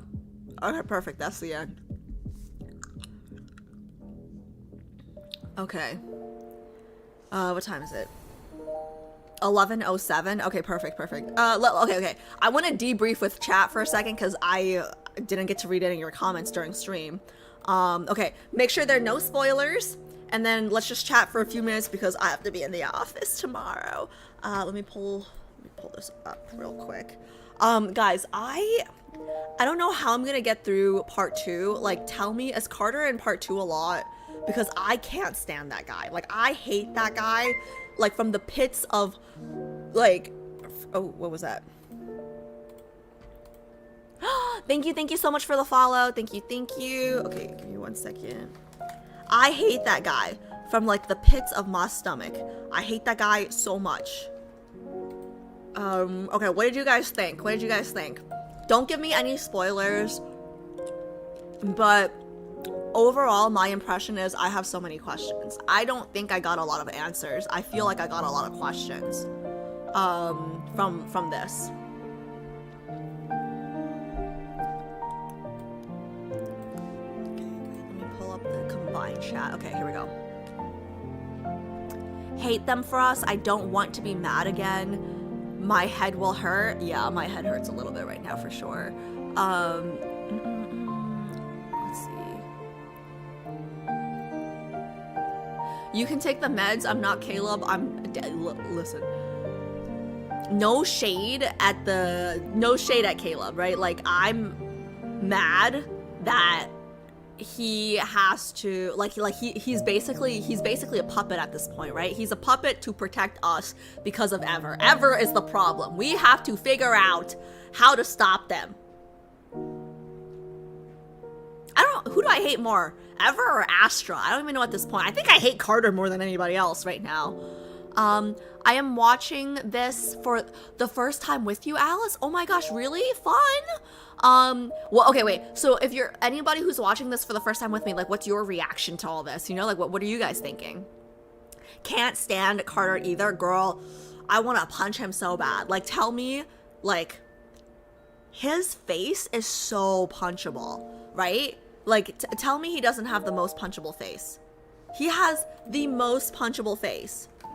And, like, the smugness in his voice, I can't stand how smug, like, I don't even understand what there is to be smug about. Like, haha, I got Zayne to come here, haha, I'm not capable enough to do all of the work, so I had to get Zayne here to finish my half-ass job, haha. Like, what is there to be smug about? I don't understand. Like, he's embarrassing. It's embarrassing, you know?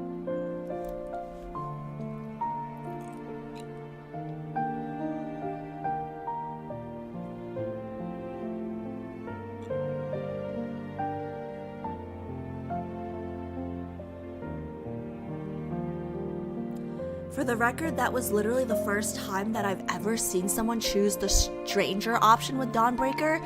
The other option is a bit cuter, even if you called him a weird stranger first. Oh, really? Okay. Maybe I'll play it back with the other option, just to see later. You got friend zoned? Okay, yeah, that was weird.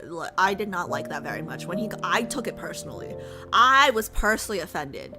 I took it personally, you know, because, like, after, like, guys, after, what was it called? The snowfalls, or I forgot what the myth was called, but the Master of Fate, right? After that, it's like, you guys have to, like, jumping from that to like how tender he is with me, and then to like this stranger thing. It's just such a weird juxtaposition, because like at the end of Master of Faith and guys, he sacrificed all of his years of cultivation for me. Like, it's a huge sacrifice, right? And then I go from that to stranger. Like, fuck you, bro. Like talk about love bombing, you know? Just wanted to protect Zayne from these evil people, to be honest. Agreed.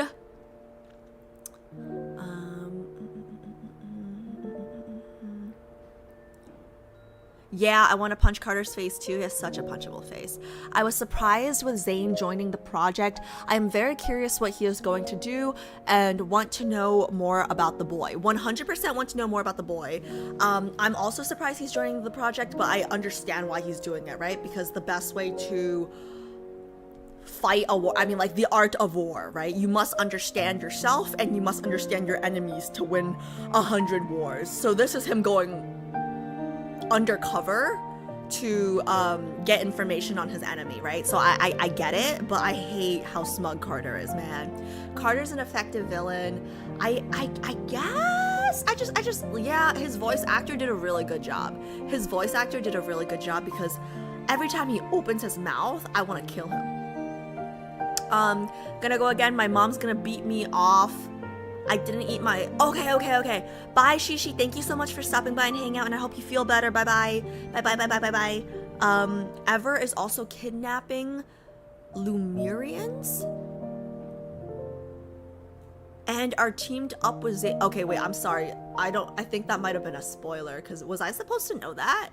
Because that sounds like a spoiler. That sounds like a spoiler, so maybe don't tell me that. Yeah, guys, be careful of spoilers, please. I don't like spoilers. Let's see.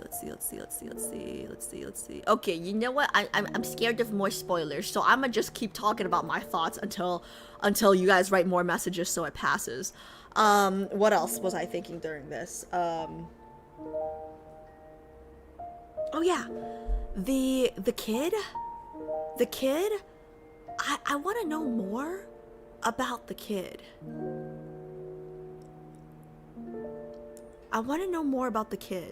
Because it's interesting, because I remember it said that he and Zayne are both administrators, but Zayne will one day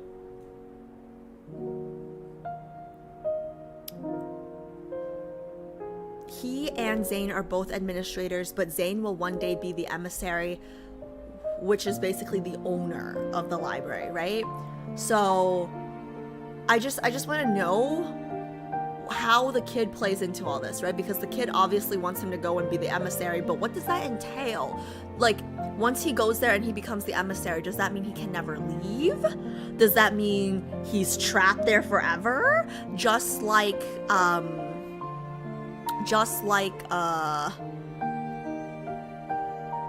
Tower of Secrets, you know what I mean? And then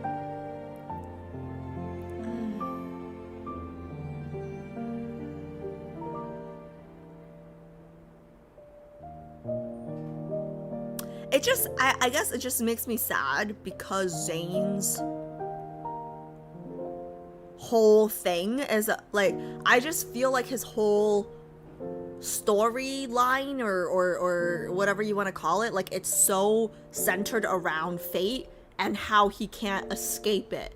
You know what I mean? It just makes me sad, because I'm a believer of free will.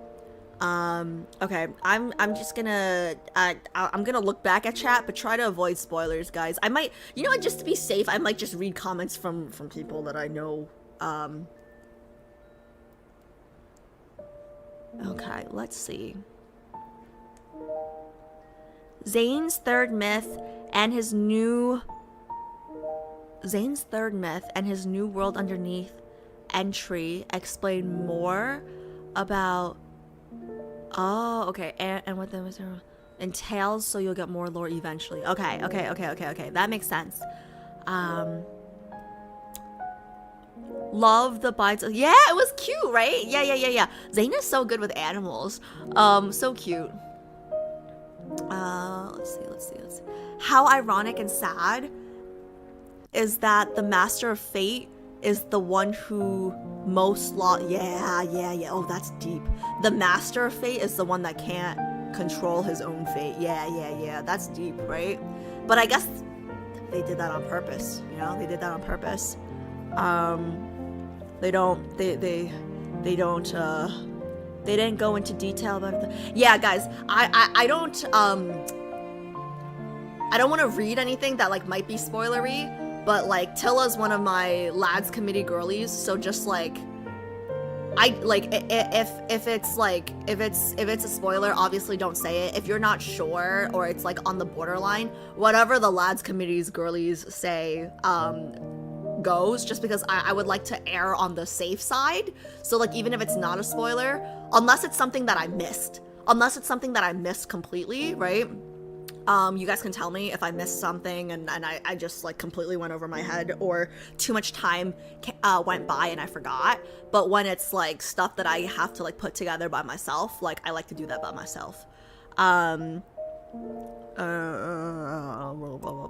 blah blah. Where I totally lost my place.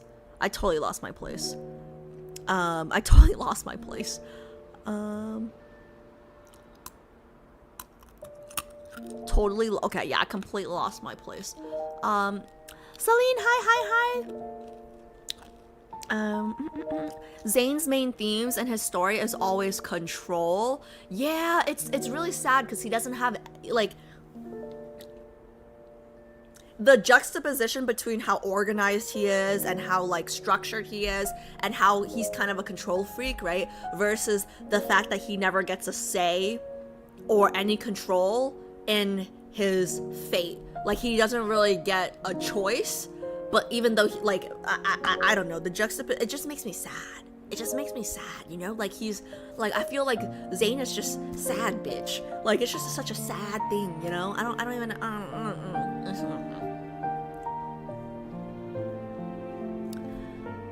Would we say that Zayne in Foreseer and Master of Fate are fighting against Zayne's fate or MC's fate?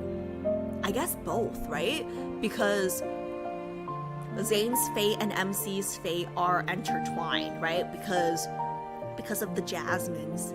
Because every lifetime he loves her and their fates are intertwined. So I would say both.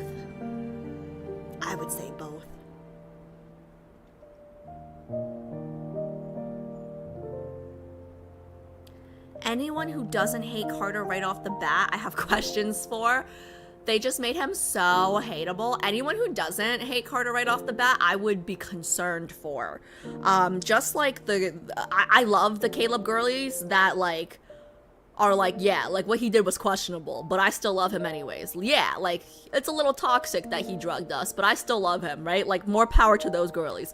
But I'm also like, I'm concerned for people who don't hate Carter right off the bat, the same way I'm concerned about the girlies that are like, nah, he just gave us some cold medicine for our own good. He just gave us some cold medicine. Like I'm worried about those girlies and their sixth sense. You know how like they say like women have good intuition? Yeah, those girlies, I'm worried about them in real life, you know? Yeah, in real life, like not in game, because in game it's like whatever, you know? But I worry about them in real life. But I will say, playing this game, I've figured out my blind spot, and my blind spot is old people. My blind spot is old people because I think I've been pretty on point about every new character that comes on that gives me like weird vibes or good vibes. The only time I've been off was with Dimitri, and I think that's my bias. I think I just generically, like generally speaking, I think I just trust old people. You know what I mean? And that's something that I've learned about myself from playing this game. So like now I'm kind of like, don't trust all the grandmas that you see just because they're cute. Don't mean they harmless, okay? So yeah, that's something I learned. Your voice is amazing. You should go and get Disney. Yeah, right. I've never heard that before. I've heard your voice is screechy. Carter reminds me of Percy from I have not seen that movie, who always takes credit for things he doesn't deserve and is a coward. That's a very good description of Carter. I know how to separate fiction from reality, bruh. Yeah, exactly. I just don't think everybody does. What if Alice does read that wait, read what? Read what?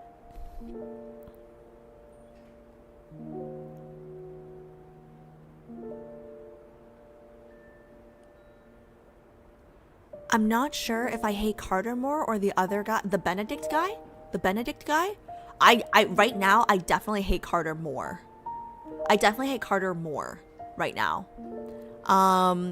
You did cry reading Zayne's first anecdote because there were sick old people in it, so that tracks. Yeah, I do think that's my blind spot. Get jit? I don't know what that means. I don't know what that means. Just became a Silas main again, but I'm a Crow Snow Apple. Yeah, I mean, like whoever you like. I'm a harem girly. Like, I love Caleb. I just didn't love what he did, that's all. Dr. Noah is the only one, is the only okay one. Let's see. Old people are there to confuse us, I see. What if Alice does read that pie? That's the reaction? What does that mean? Okay, yeah, sorry guys. I'm not scrolling up, so there's a lot that I'm missing maybe, but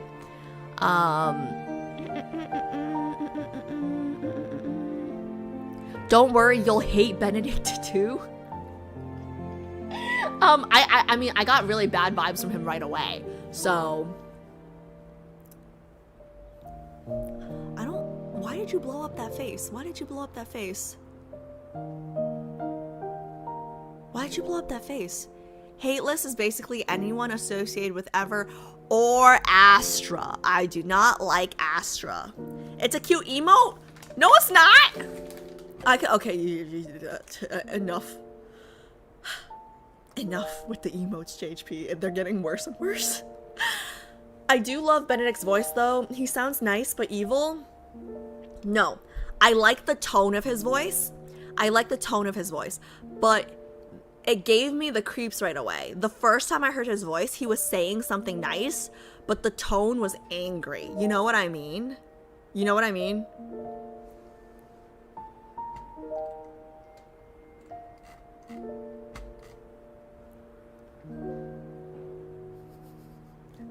Alice, you would have been the 5th beauty of China if you were born back in the day. Not skinny enough, unfortunately. Sorry, but thank you. That was random. Oh, I'm dead.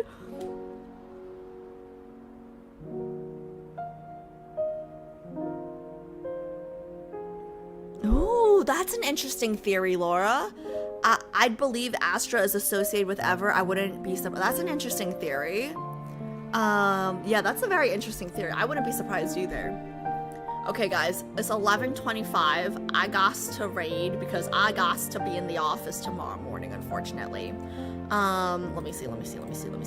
Okay, so a few housekeeping items.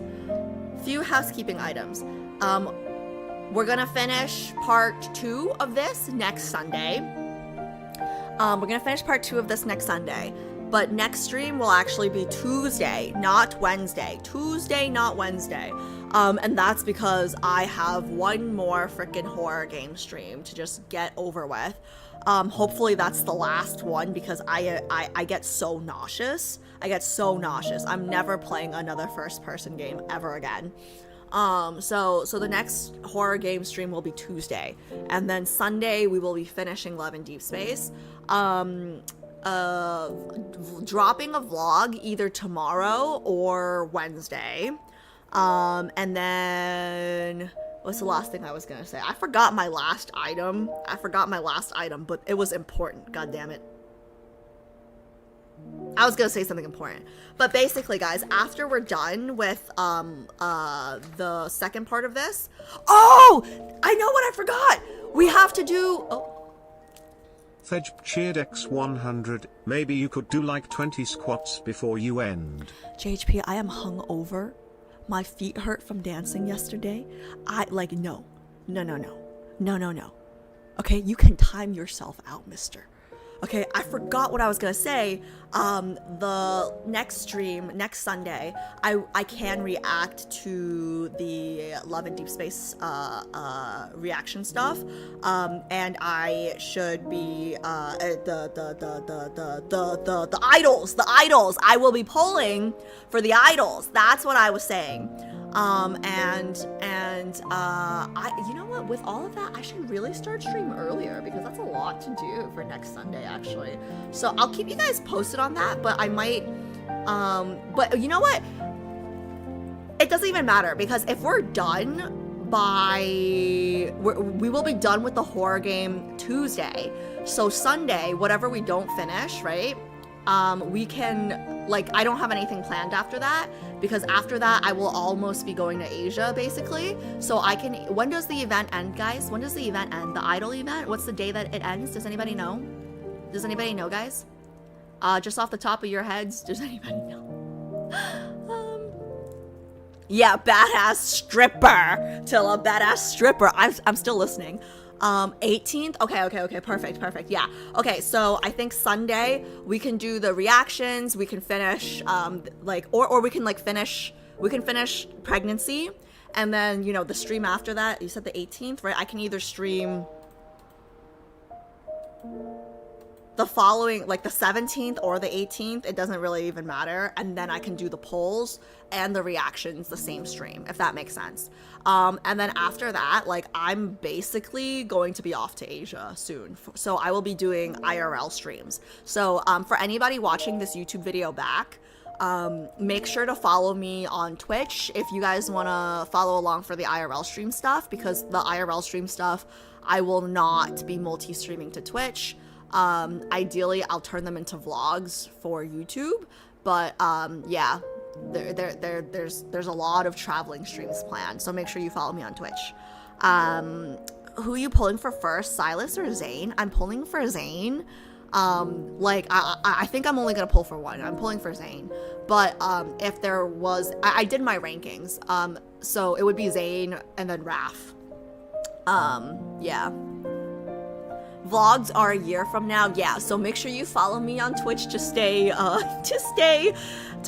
top of the IRL stuff. Okay.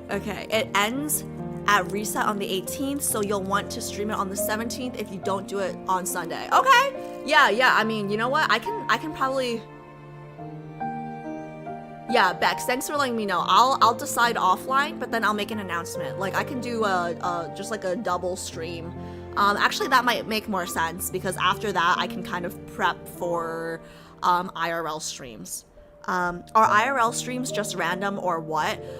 Mostly, yes. I will try my best to give you guys a heads up on days that we will stream, but it's gonna be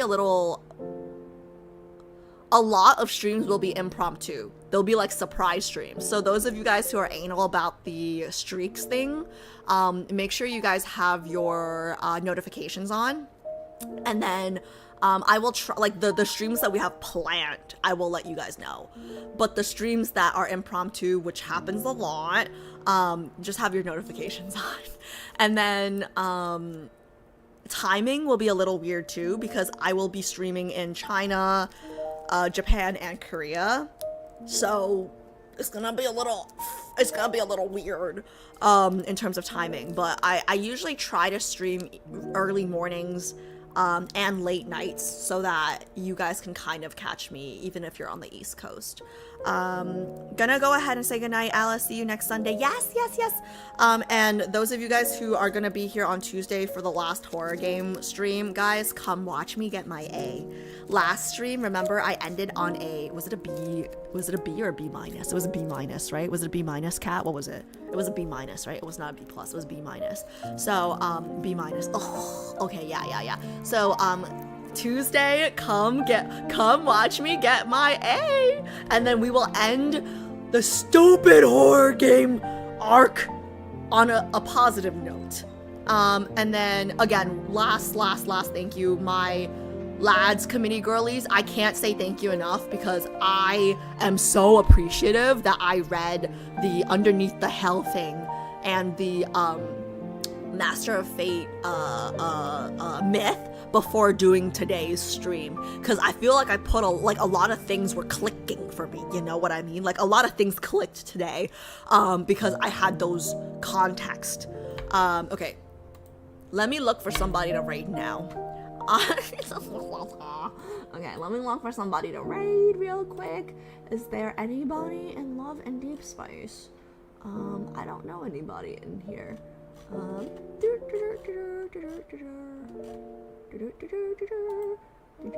Okay, let me see. I really don't want to play another horror game stream. Like, I can't believe Marshy. It's not Anon. I'm gonna say Marshy. I can't believe Marshy. Such a little bitch. Okay, let's see. Oh, you know what? Okay. This is her anniversary stream, so let's raid her for her anniversary stream. Okay, I'm gonna see you guys on... Oh wait, one last thing. Does anybody here watch Instagram lives? Has anybody like watched Instagram lives? Is that a thing? Do people do that? Because you guys know like the 15-minute streams that I do, I'm wondering if they make more sense to do as Instagram lives versus like for the squatting, right? Versus like starting, like I just feel like, I just feel like I get judged for doing 15-minute squat streams on Twitch, you know? I'm sorry I didn't intentionally. No.